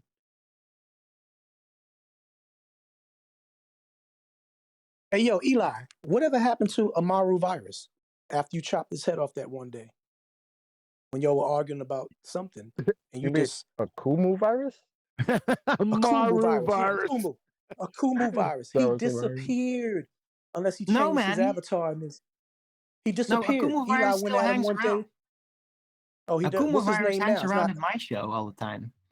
Oh, He he was has there today. disappeared from here. He disappeared from this Discord chat, main chat.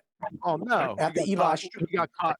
Hold on a second, relax. He got caught lying, and well, Yep. he's been doing that for many. He's just a dumbass, but he officially got caught lying, so he was. Excommunicated. Yeah. Rest in peace to the blind sniper. I'd appreciate Blind it sniper. if y'all. Sorry about that, Eli. We were talking about the blind sniper. That was back there, boy. That's when it Yeah. first came on. Nah, Next when he time first came on, somebody it asks was me a reference question, frames. I'd like Marwin to divorce himself from my name. Thank you. It was reference Good. frames and Go ahead, changing Nathan. pants when he first got here. Say again? It was taking your pants with you, as in trousers, if you're British. Yeah. You That changed was the reference same frames. day as the blind sniper. The blind sniper came like a couple minutes before that, and then the pants thing came. Did I it think. really? Were they in the 'Cause he was, same show? Yeah, I He think was they were on the same show, weren't they, Chocolate? he was trying to back up Zanuck, who was arguing with us about reference frames. So he came in with his, well, I could change my pants without leaving the pants that I'm in. That wasn't the question. The question was that he was at the same show that he came in. Remember, he was talking about tiling floors. I don't think it was the tile work. I remember that. That was the first time he showed up. I remember that. Yes. He was like, somehow tile work proves globe. I don't know where he got that from, but okay. That was his first time that he came in. And then the second, I think it was either the second or third, something like that, when we were arguing with Zanuck. and then he popped in the back with his little nonsense trying to help Zanuck out. So that's how that happened. Yeah.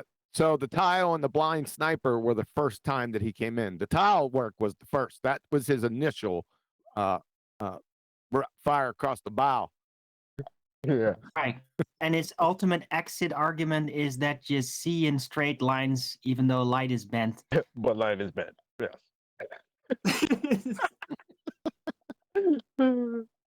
So pour out a little liquor for Kuma virus. And Nathan got him on that one. I don't know if I still have it on tape. Remember, Choco? Where he said, what the how do you put that? Why are you making me prove a flat earth?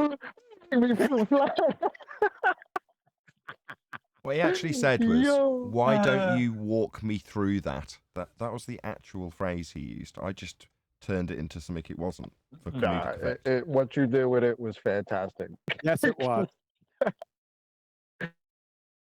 Why'd you walk me through that? That's what he actually said. Because his voice would go up like 10 octaves whenever he got caught out there.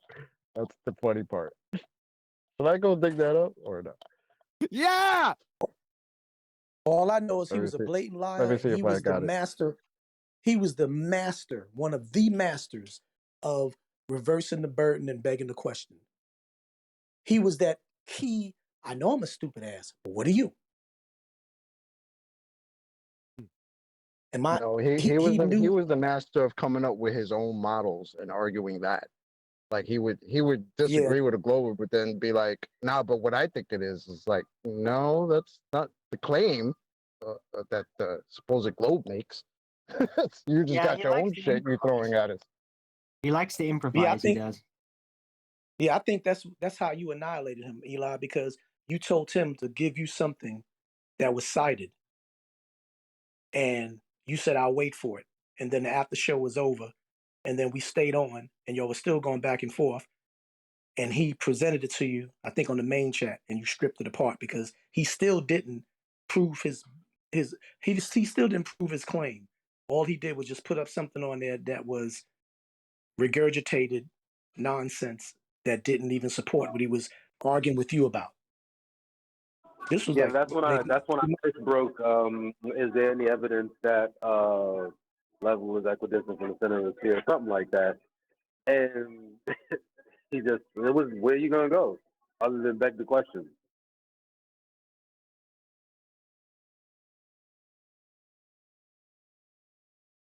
I think D Rose is alluding And then to he- him suggesting that he's got evidence and withholding it for the longest part, and then when the live show's rounded out and it's all sort of settled down, he presents the garbage he knew he had. But for a live audience, they're like, "Oh, he's got the evidence and he's really confident about it."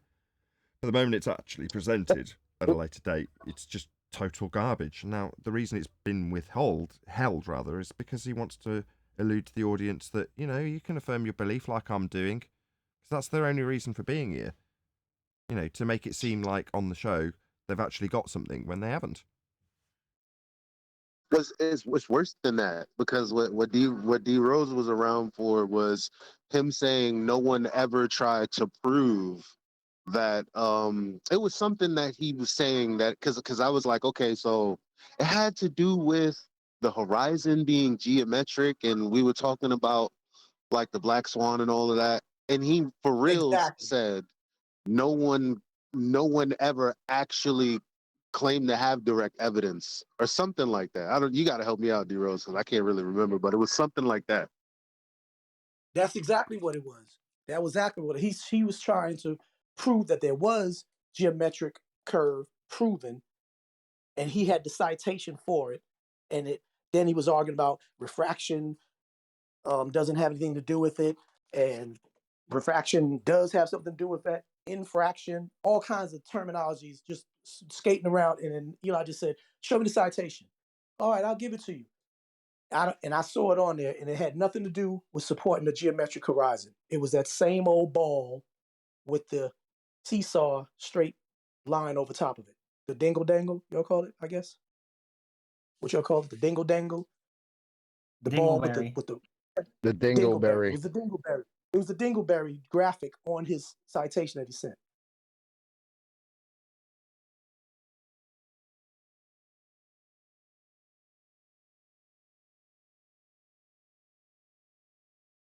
Indeed. Hence, Nice to hence which I replied in the comment, WTF is this? Exclamation point, question mark. And it's fun to walk down memory lane. With that, I'm going to say another huge, massive, enormous thank you to both Discord and G+ panels for making today's after show possible. And of course, a massive thank you to all of you in either Nathan Oakley 1980 or Nathan Oakley Premiering streams. Hopefully smashing the super chat, liking, commenting, sharing, subscribing, joining as a Nathan Oakley 1980 channel member, and all that good stuff. I've been Nathan Oakley, and I will see you all in the next video.